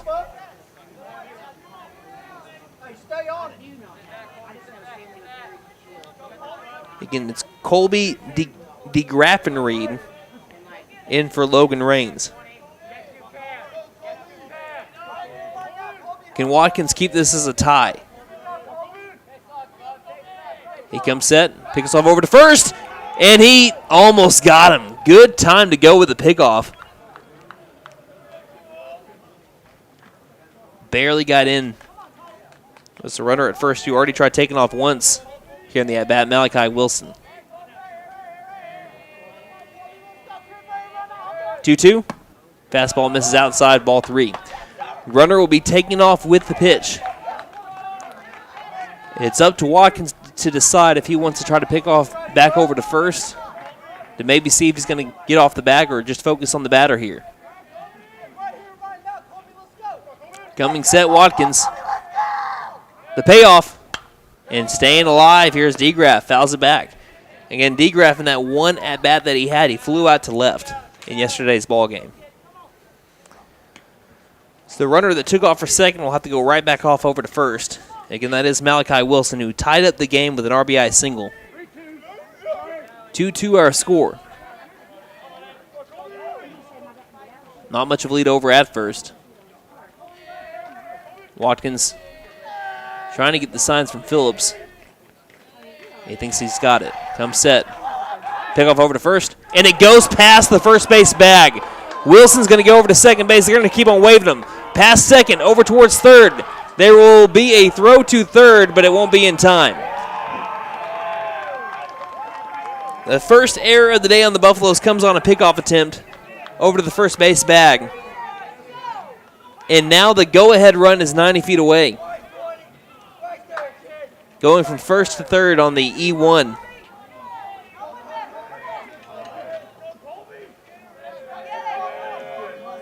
Coming set, Watkins.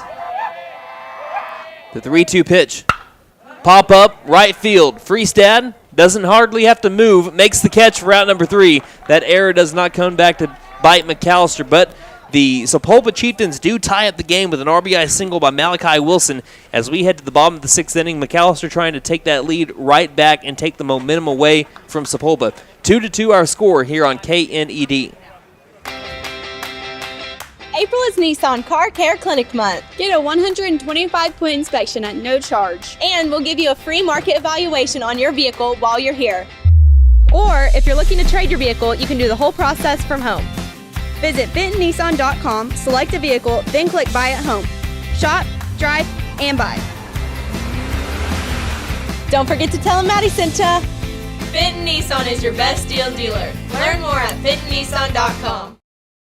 HL Sports Shop. 20,000 square feet of name brand sporting equipment and clothing. Whatever you need for the great outdoors, we have it. Check out our selection of clothing for men, women, and children. From name brands like North Face and Under Armour, we have all the fishing, archery, and gun supplies you'll ever need. HL Sports Shop is a proud sponsor of Buffalo baseball. Yes, the great outdoors begins at HL Sports Shop, located at 603 Village Boulevard in McAlester.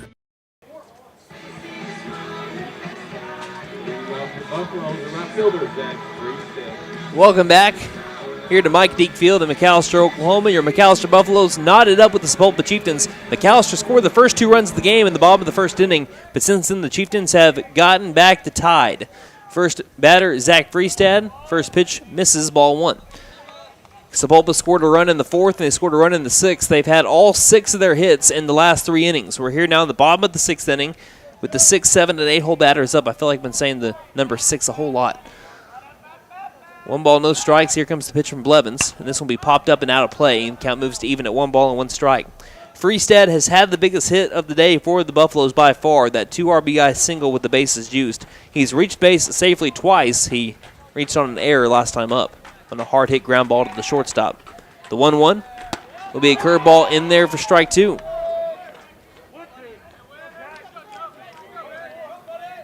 So 1 ball, 2 strikes. Here comes the windup and the pitch to Freestad. Will miss low and outside for ball 2.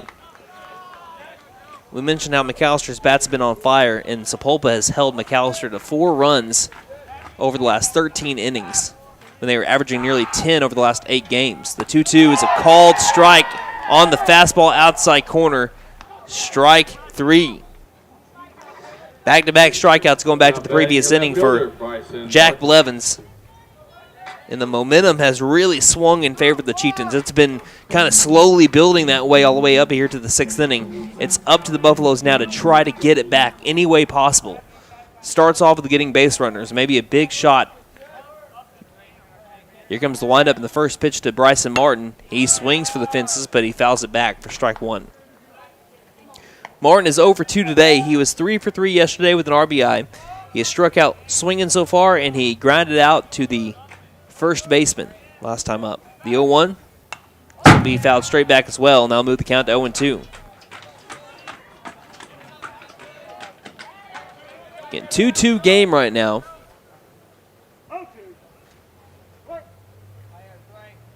Count 0-2. Blevins gives the nod, the windup, the 0-2. That kind of came off the mound a little bit weird there. I don't know if it's just me. Maybe I just looked late there. I was kind of looking down at my sheet. Count moves to 1 ball, 2 strikes. That one skips in the turf. Here's the windup and the 1-2. Be a fastball missing low outside. Count moves to even at 2 balls and 2 strikes.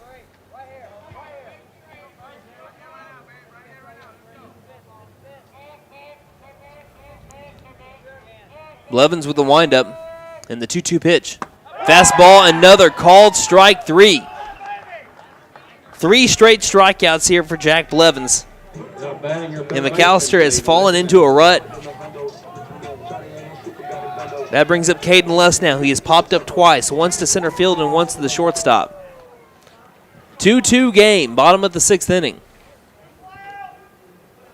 Here's the windup and the pitch. Fastball, fouled straight back. That'll be strike 1. Sam on deck. He is 0 for 2. He's reached on an error and flown out to center. If the Buffaloes don't score here in the 6th inning, the only way they can win is on a walk-off. They've had one of those in district play already this year against Midwest City in the opening series. Next pitch, fastball right at the knees, strike 2. And Blevins looking to strike out the side and send his team to the top of the 7th inning with all the momentum in the world. Blevins the windup. The 0-2 pitch. Fastball misses outside, ball 1.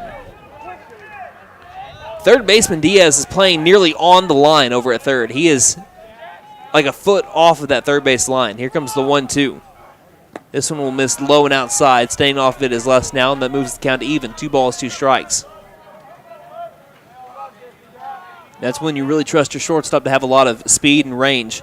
Here comes the windup and the 2-2 to less now. Chopper down the third base side, staying foul. Fielded barehanded, still with a hand in his pocket is Coach Mullins there. The swagger, I like it. Count even at 2-2. Never moved his own. We have rain coming down. It is now raining here at Mike Deke Field. Here's the windup, the 2-2 pitch. Foul back into the glove, strike 3. He struck out the side, and he struts off the mound.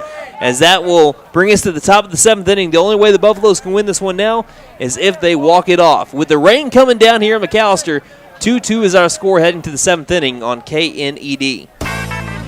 A penny doesn't get you much these days, but at Patriot Chrysler Dodge Jeep and Ram in McAlester, your penny goes a long way. Because right now at Patriot, you can get into any vehicle on the lot for just 1 penny down. Let me do that again. 1 penny down. And yes, that includes the 1-ton pickups. Not only that, but if you mention this ad, you'll get $2,500 cash. Only at Patriot Chrysler Dodge Jeep and Ram in McAlester. For more than 50 years, First Realty has helped the residents of McAlester and the surrounding area with their real estate needs. Whether residential or commercial, First Realty will guide you through the process of buying or selling your home or business. You can view our property inventory online at first-realty.net. And if you're into pickleball, the Pickle Palace is open. For membership information, call 918-424-3720 or go to picklepalaceok.com. Hey guys, it's Sam from Sam Wampler's Freedom Ford here in McAlester. It's no secret that new vehicles are hard to come by, and some dealers are charging thousands over MSRP. So you are paying extra just to do business with them. Well, that just doesn't sound right to me. So to take care of our customers, we haven't raised our prices, period. And with over 200 vehicles to choose from, we are bound to have what you are looking for, or we'll order it for you at no extra cost. So come see us here at Sam Wampler's Freedom Ford in beautiful McAlester and let us make it happen for you.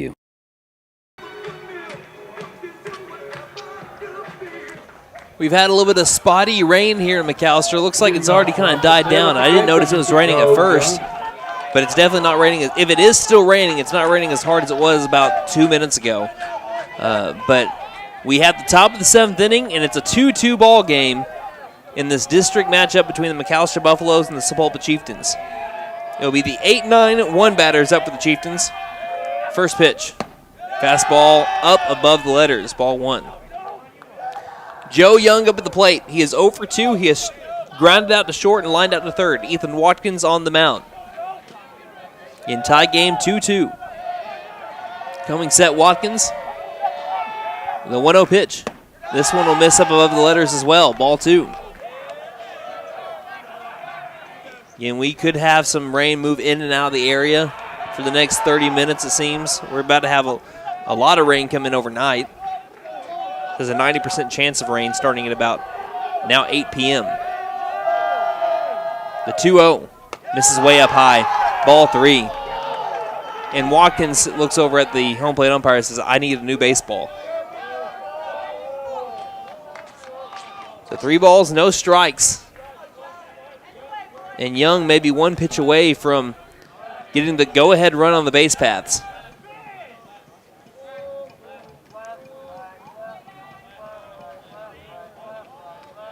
Again, the Buffaloes had the momentum early in this game, and I say held it for the first 3 innings, but ever since the 4th, you have just been feeling it slowly move its way along that first base line into the visitors' dugout. And it's culminated here at the top of the 7th inning, as here comes the 3-0.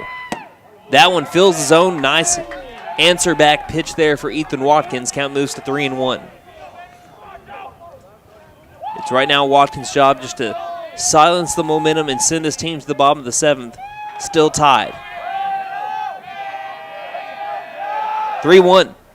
Misses up and inside, and that's the go-ahead run on the base paths. Young walks, and that brings up Gage Kramer, who's 1 for 2. He's grounded out to second and singled.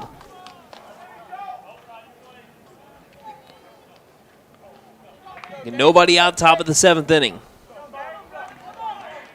And what I mean by momentum, too, is also the way that Sapulpa's been hitting the ball. Like I said, 6 hits in the last 3 innings after having none in the first 3. Watkins delivers, runner takes off for second, pitches a ball up high, throw down to second, gets into the outfield. Runner will not try taking third, and that's probably wise. Ready for it was Leighton Bass coming in to throw out a runner at third should he try taking it. But a runner in scoring position now for the Chieftains, and the count is 1-0 on Gage Kramer.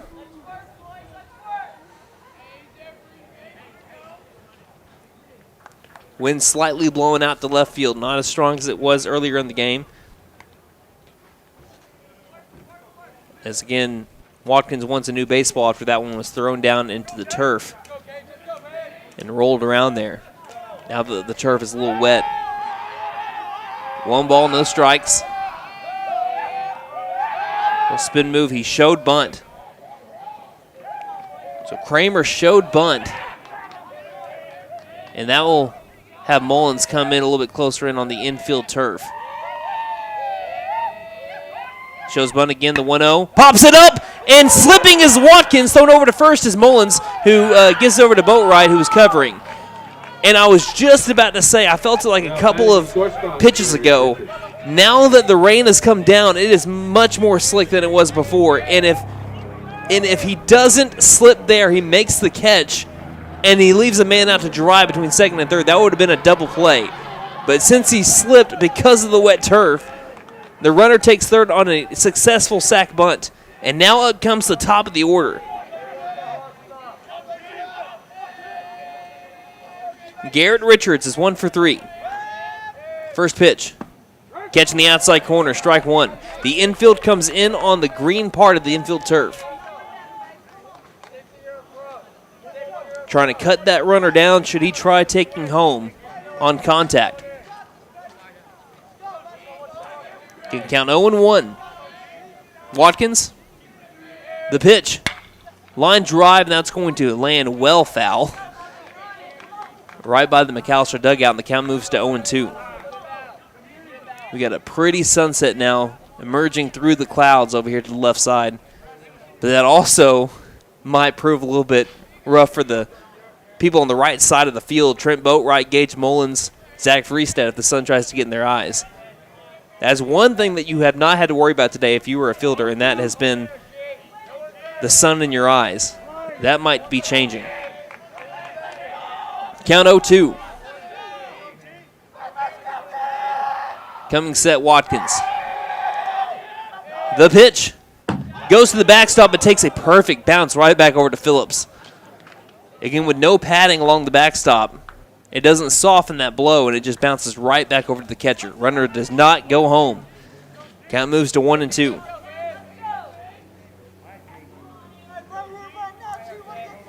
Watkins looking for what could be his biggest strikeout of the game, and what he hopes to be. The 1-2, and staying alive. What a great piece of hitting there by Richards. High fastball, looked like he was going to be behind it, but the bat speed of Richards, the lefty, stays alive and fouls it off the other way. Count stays at 1-2. I know everyone listening on radio, every time you hear the crack of the bat right now, your heart drops a little bit. Watkins comes set.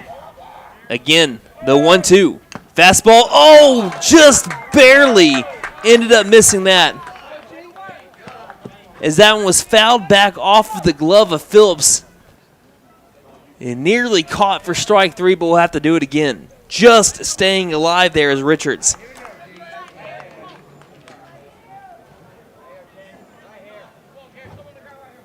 Staying alive by the length of a fingernail.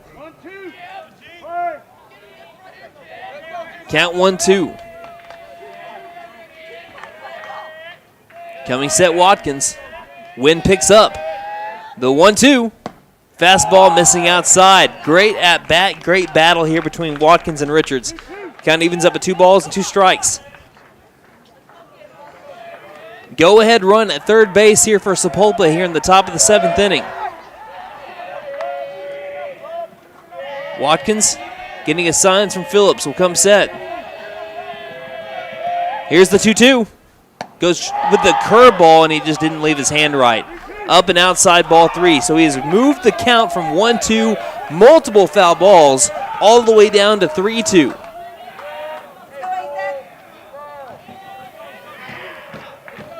Peter Shibley on deck, who is 0 for 2. Watkins comes set. The 3-2 pitch. Line drive, caught by Dollins. He leaps and makes the catch and keeps the game tied. Tried going the other way, and Dollins read it well off the bat. Leaps and makes the grab for out number 2, and now the infield can back up. That brings up Peter Shibley. Shibley has walked. He was out on interference, and then he was out on a bunt attempt. The infield has been shifted to the right with the lefties up. This time, they're playing normal positioning. Maybe Dawn's a little bit over towards the second base bag. But here's the first pitch to Shibley. Called fastball outside corner, strike 1. I'm on the edge of my seat. I don't know if everyone else is too. Hope you are, or standing up or something. Go-ahead run for Sapulpa at third base with 2 down, top of the 7th. Next pitch popped up and out of play. Count moves to 0-2. We've been speaking about how the last 3 innings, Sapulpa has just owned the momentum. If Watkins can get out of this jam, that all swings to McAlester heading to the bottom of the 7th. You still got to deliver that one pitch. Watkins hoping for this to be that one pitch. Come set. The 0-2. Fastball popped up left field. Tracking it down is Martin. Over towards the left field line. It's going to land foul. Landing foul by about 5 feet to the left of that left field line. I mean, we're talking about 5 to 10 feet from it being maybe a base knock RBI. Go ahead there for Shibley, but he stays alive. Count's still 0-2.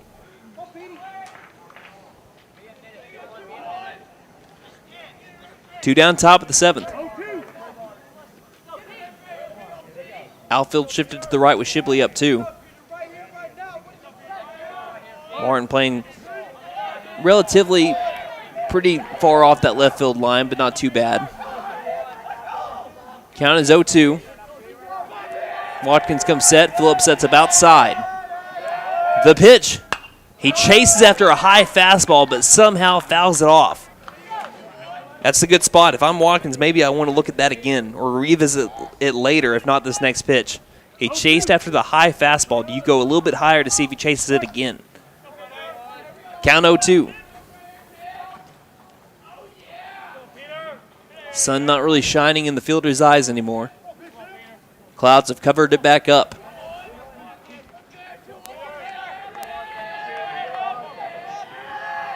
Count is 0-2. The pitch, ground ball up the middle. It'll be into the outfield grass, and the Chieftains take the lead. Softly hit, just slapped at it, and it rolled up the middle past both the middle infielders, and the Chieftains have scored the last 3 runs to take a 3-2 lead here in the top of the 7th inning. RBI single by Peter Shibley. And for the first time today in the 7th inning, the Chieftains take the lead. And once again, 7 out of the 8 runs scored by the Chieftains here in this series with 2 down. First pitch to the new batter, Ashton. Will miss outside, ball 1. Ashton is 2 for 3 today. He has flown out to right, hit a home run, and singled.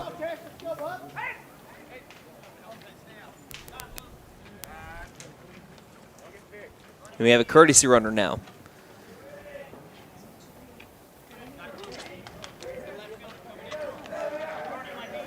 So it's going to be number 24 coming into courtesy run. And that is Hayden Lance.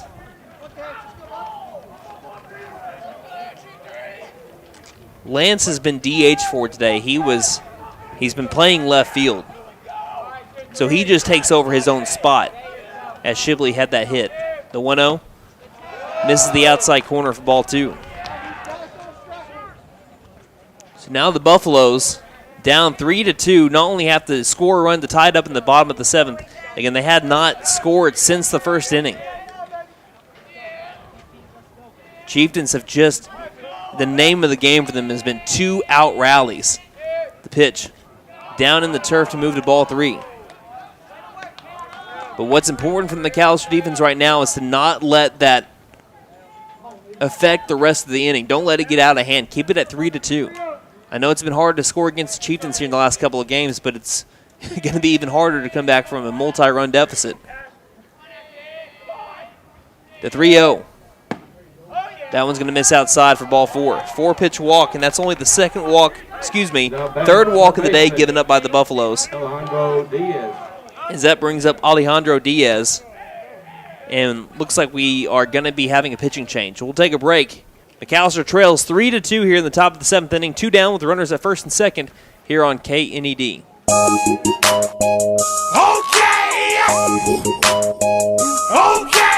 Tire and Auto says come meet our new owner, Dylan Hackler. We're a Michelin dealer and we're stocked up with Cooper, Toyo, Hankook, and Max's Buckshot Mutters and Farm and ATV tires. Tire light on, we can fill your tires with nitrogen. We do brakes, alignments, struts, and oil changes too. You'll appreciate our fast, friendly service. All work's guaranteed and estimates are free. OK Tire and Auto, 801 North 1st, McAlester. Call 918-423-2121. Good luck, Buffs. Have a great season. So no, we're not having a pitching change just yet. Again, I thought we were. Coach Dixon kind of looked over towards the McAlester bullpen. I thought he gave a little bit of a nod there. That's on me for assuming anything. And that will just be a mound visit here with Watkins. Runners at first and second, force out of any bag, but Alejandro Diaz up at the plate. So far today, 1 for 3. First pitch to Diaz. Softly hit line drive. This one's going to drop in. Freestad goes and grabs it. They're going to try to wave home the run. Here comes the throw in from right field. It is not in time. There's another run scored by the Chieftains. And that makes it 4-2 after an excellent base knock by Diaz, and the hits just keep on coming for the Chieftains.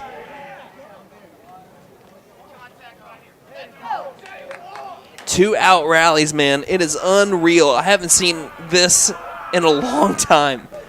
8 out of the 9 runs with 2 outs. And that brings up Jack Blevins, who's 0 for 3, got runners at the corners with 2 down. Buffaloes now trail 4-2. And Watkins will step off the rubber. And it was just a softly hit ground ball that was just at the right place to be able to get past Dollins and Boatwright up the middle to be able to even take the lead there for the Chieftains. 31 move. They got a guy picked off. They're over to second. Run comes home. That's going to score. And they're going to now toss it over to Mullins. He's out of the base paths. They're going to throw back over to first, and Boatwright applies the tag, but that makes it 5-2. So they get an extra run over at third base by coming in to score and touching the bag first. So that makes it 5-2. The Buffaloes have some work to do. We get to the bottom of the 7th inning. Put your rally caps on, Buff fans, as it is, again, 5-2 Chieftains lead here on KNED. April is Nissan Car Care Clinic Month. Get a 125-point inspection at no charge. And we'll give you a free market evaluation on your vehicle while you're here. Or if you're looking to trade your vehicle, you can do the whole process from home. Visit BentonNissan.com, select a vehicle, then click Buy at Home. Shop, drive, and buy. Don't forget to tell them Maddie sent ya. Benton Nissan is your best deal dealer. Learn more at BentonNissan.com. HL Sports Shop. 20,000 square feet of name brand sporting equipment and clothing. Whatever you need for the great outdoors, we have it. Check out our selection of clothing for men, women, and children. From name brands like North Face and Under Armour, we have all the fishing, archery, and gun supplies you'll ever need. HL Sports Shop is a proud sponsor of Buffalo baseball. Yes, the great outdoors begins at HL Sports Shop, located at 603 Village Boulevard in McAlester.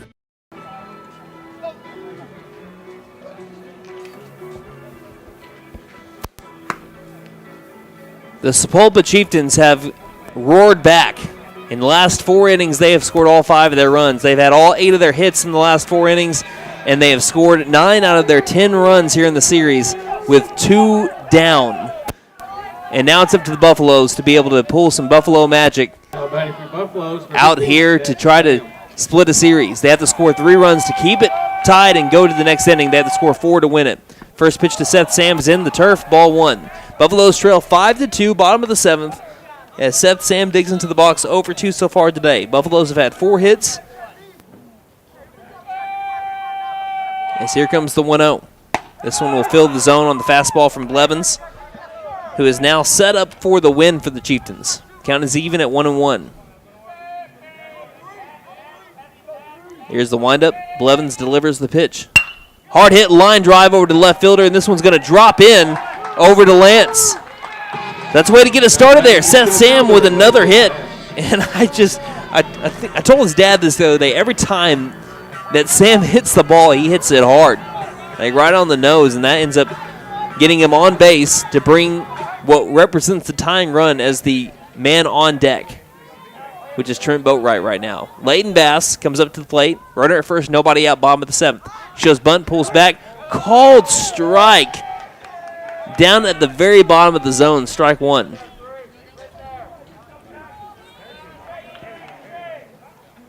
Can outfield playing deep with the wind that's been blowing out the way that it has. Good lead by Sam, the 0-1. Will miss up and outside, ball 1. Bass so far today is 1 for 3. He has grounded out to second, flown out to left, and I believe he went opposite field for a base hit last time up. 1-1. Will miss low and outside, ball 2. And we know that the Chieftains, they have a weapon waiting if they want to use them. And in yesterday's game, Caden Ashton came in from center field with runners at second and third, nobody out, tying run at the plate, and delivered 3 straight strikeouts. The 2-1 will miss outside for ball 3. So if something happens again, don't be surprised, because Ashton didn't throw many pitches. He got those 3 strikeouts, but I'd say he threw less than 20 pitches. They can use them again if they feel like they need to. Hitters count 3-1. The pitch, runner takes off for second. Called strike on the outside corner. Bass thought that was ball 4. He'll stay in the box. Sam does take second on defensive indifference. Count full at 3-2. Blevins comes set and delivers the payoff. This one's in the turf. Now it'll be ball 4. So Bass will go over to first base, and now the tying run comes to the plate. Boatwright is 0 for 1, and yes, we're going to be having that pitching change. I fully expect Ashton to come in.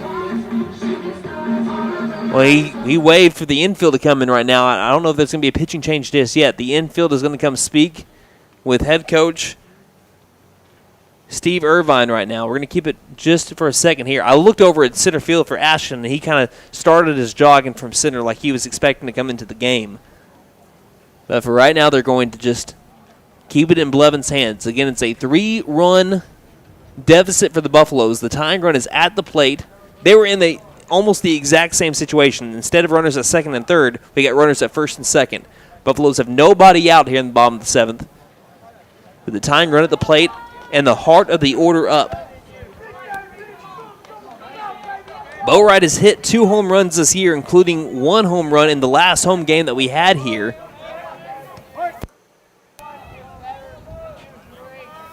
And that was against Red Oak. Coming set. First pitch to Boatwright. Shows bunt. Gets it down. In front of the pitcher. It'll be fielded. Thrown over to first. In time for out number 1. So the sack bunt does its job and moves the runners into scoring position for Ethan Gillespie. Now batting your DH, Ethan Gillespie. So Gillespie is 2 for 3 on the day.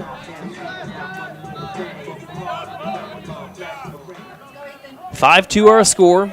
Gillespie represents the tying run with 1 down. Runners at second and third. Buffaloes trailing 5-2.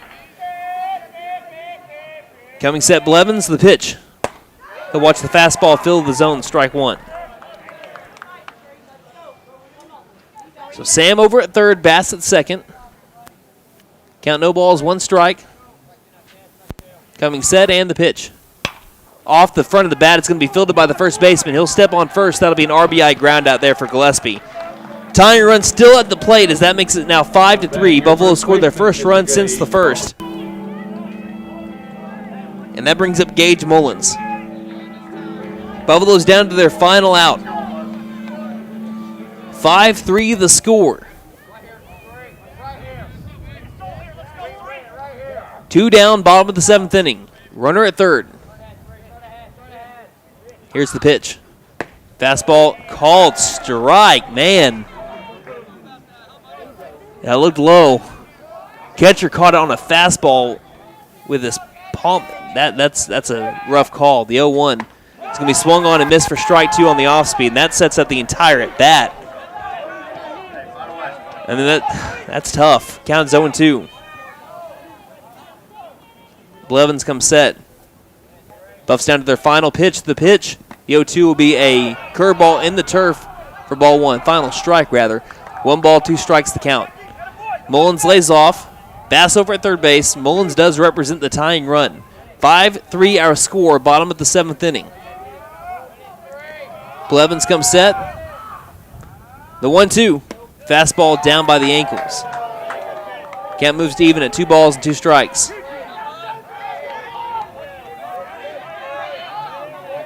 Wind's not blowing out like it was earlier in the game. Count even at 2-2. The pitch. Curveball called, strike 3, low and outside. That's the game. And Blevins is pumped up. He came into the game and he did his job, and he ends up earning the win for the Sapulpa Chieftains as the Buffaloes get swept into the series 5-3, the final score here in Game 2. As the Buffaloes will drop now to 9-3 in district play, Sapulpa stays a perfect 12-0, and they are in a prime spot to be able to take the district title. Again, 5-3 our final score. McAlester falls in this one. We'll take a break and we'll recap all this when we come back. You're listening to McAlester Baseball on KNED. B&B Outdoor Innovations, LLC is licensed to do weed control and fertilization. We can also clean out your flower beds and plant new flowers plus other landscaping needs. Plus trim your trees and check your drainage systems to stay ahead of the spring storms. We offer commercial and residential services. Public service pros and military get a 10% discount. See us on Facebook and at bnboutdoorinnovations.com. We are insured and a first responder owned and operated business. Call 918-730-1594. We sell firewood. The Tax Time Savings Event is going on now at Vickers Furniture. Make your tax refund go farther at Vickers. A sofa, love seat, and recliner combo is only $13.28. A dining room set reduced to only $6.88. Save money on all Serta mattresses. Don't forget, 18 months zero interest financing is available. The Tax Time Savings Event at Vickers Furniture, 215 South 2nd, McAlester. Vickers Furniture, we're right here with you. Okay! Tire and Auto says come meet our new owner, Dylan Hackler. We're a Michelin dealer and we're stocked up with Cooper, Toyo, Hankook, and Max's Buckshot Mutters and Farm and ATV tires. Tire light on? We can fill your tires with nitrogen. We do brakes, alignments, struts, and oil changes too. You'll appreciate our fast, friendly service. All work's guaranteed and estimates are free. Okay, Tire and Auto, 801 North 1st, McAlester. Call 918-423-2121. Good luck, Buffs. Have a great season.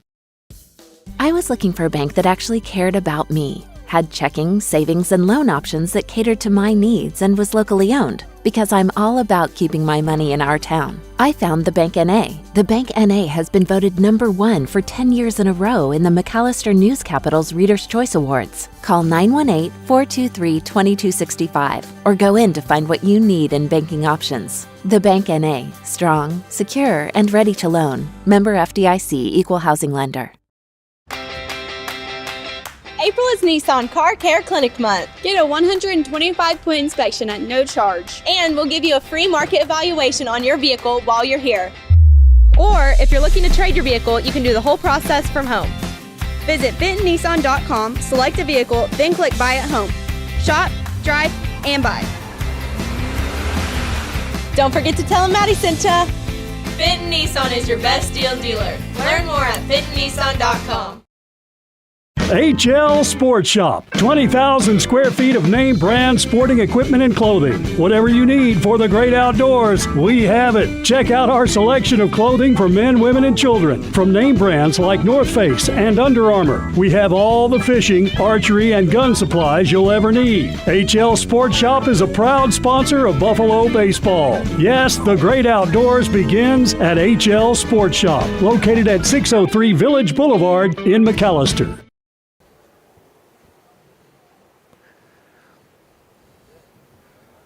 Welcome back to Mike Deek Field here in McAlester, Oklahoma. We just finished up our second game against the Sapulpa Chieftains, in which they ended up defeating your McAlester Buffaloes 5-3 the final score.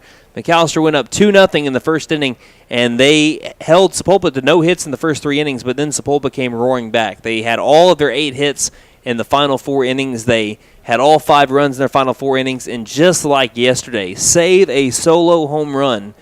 All of their runs, except for one, came with 2 down in the innings. McAlester ended up allowing 9 out of their 10 runs scored by the Chieftains with 2 down in the inning. And it's not as much as me blaming. I mean, it's not McAllister's, fault that's ended up happening there. I think what is more that we're looking at is the resilience of the Sapulpa Chieftain lineup. 1 through 9, they were able to get key hits. They were able to get the big hit. We were speaking about how they were getting the big hits.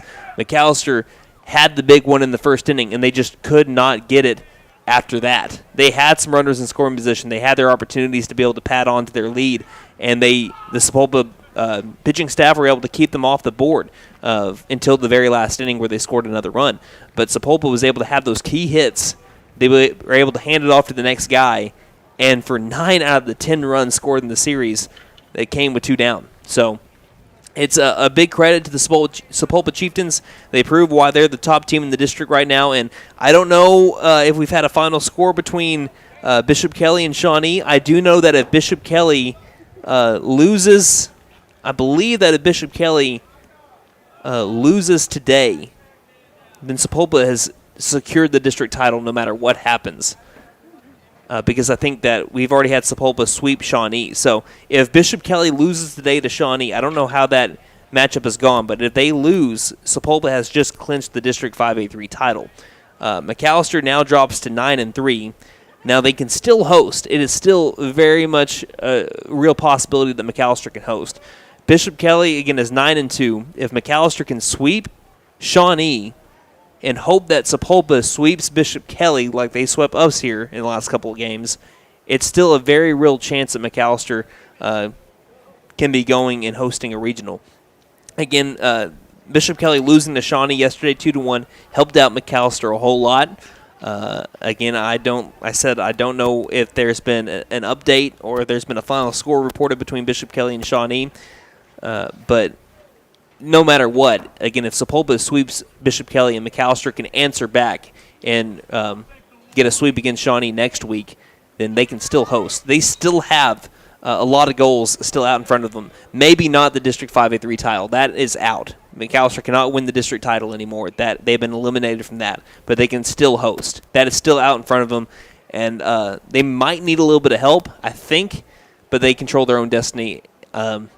I think they control their own destiny more than they need help. Is if they can take care of business next week against Shawnee, get a couple of big wins, hope for a little bit of success for the Sapulpa Chieftains next week against Bishop Kelly, which they've shown against every single other 5A3 opponent, McAlester can still host a regional. So they're going to be hoping for that as McAlester drops again to 15-14 on the year, 9-3 district play. And when we get some more information, again, the next time that we're going to be getting on the air will be on Thursday at 11 a.m. I'll give an update to the District 5A3 standings after all the games have been played. Again, all the top teams in 5A3, the top 4 teams, all facing each other. It's going to be a wild last 3 games of the, or last 3 weeks of the regular season when it comes to district play, and you're seeing why. It seemed like every pitch in those final 4 innings were huge.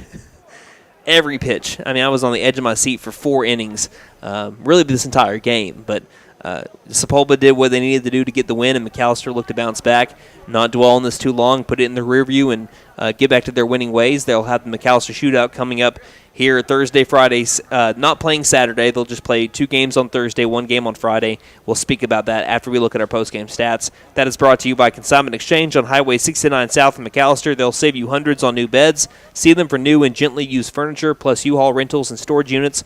Visit them at consignmentexchange.com. Let's start with your McAlester Buffaloes.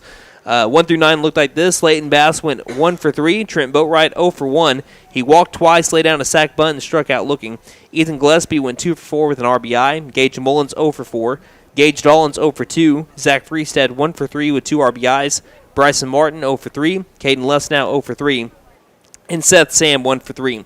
The Buffalo offense totaled up 5 hits. Between Caden Lesnow, Ethan Watkins, and Leighton Bass, the pitching staff struck out 4 batters. They walked 3, allowed 1 error. Watkins does get the loss today for the Buffaloes. So that's his first loss of the year. For the Sapulpa Chieftains, who, like we said, improved to 22-8 on the year, 12-0 in district play, 1 through 9 looked like this.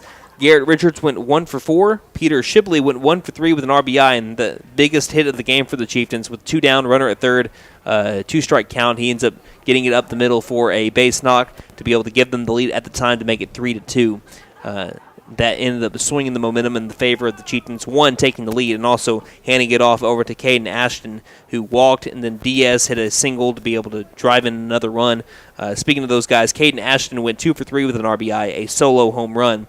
Alejandro Diaz went 2 for 4 with an RBI. Jack Blevins went 0 for 3. Malachi Wilson went 1 for 3 with an RBI. Logan Raines went 0 for 2. Colby I'll never say it right the first time. DeGraffenried went 0 for 1. Joe Young went 0 for 2, and Gage Kramer went 1 for 2 as he singled, grounded out to second, and laid down a sack bunt. The Chieftains had 8 hits between Garrett Richards and Jack Blevins. They struck out 8 McAlester batters. They walked 4. They allowed 2 errors, and Jack Blevins gets the win for the Sapulpa Chieftains here today. So again, final score 5-3. McAlester falls to the Chieftains. Now let's look ahead at the schedule this week for Thursday, Friday, and Saturday. As I look at the McAlester shootout schedule, it'll look like this. Let's start off with McAllister's games. McAlester will open up the McAlester Shootout Festival on Thursday at 11 in the morning. That game will be right here. However you listened to it or watched it, it will be right here against Worcester at 11. Then they don't play again until 5 o'clock. So they'll have Muskogee and Poteau play in between, and McAlester JV and Wilburton play in between. Then McAlester will play Antlers at 5 o'clock for the nightcap game. Then the next day on Friday, McAlester JV opens it up against Glenpool JV. Then Rattan against Glenpool. Then Muskogee against Red Oak. And McAllister's only game on Friday, varsity-wise, will be McAlester against Poteau. There'll only be one game on Saturday, and that'll be a 10 a.m. game, Fort Gibson against Antlers. So that's what the McAlester Shootout looks like. We're going to be video streaming all those games. We're going to be putting all those games on the radio. So however you kept up with this game, you'll be able to keep up with those games as well. And the last district series will be next week. Again, as it is right now, weather permitting, Shawnee will be coming here on Tuesday. We'll be going there on Monday. So, again, road games you're going to be able to keep up with on the radio. Home games, keep up with how you kept up with this game. So, again, a big thank you to our sponsors here today. First Realty, Patriot Chrysler, Dodge, Jeep, and Ram. Best Western American, Freedom Ford, B&B Outdoor Innovations, LLC, Vickers Furniture, OK Tire and Auto, The Bank & A, Fenton Nissan, HL's Sports Shop, First Family Federal Credit Union, and Whitetail Properties, Sean Wilkerson Agent. A big thank you to Christy Carr, who ran our video board once again, excellent as always. And also a big shout out to our senior board operator, Austin Wheat, back at the McAlester Radio Studios. We had some issues today with the KNED Studios, but Todd Allen, Leanne Massengale, everybody that was affiliated with getting that back on the air, Wyatt Hubbard, all did a fantastic job, and we thank them for allowing you guys to be able to listen to this game, because if it's not for them, then it doesn't happen. So, and also, again, final score here today, 5-3. McAlester ends up falling to the Sapulpa Chieftains. Until Thursday, when your McAlester Buffaloes open up the McAlester Shootout against Worcester, this has been Brandon Green saying, don't just have a great night, have a Buffalo night, everybody.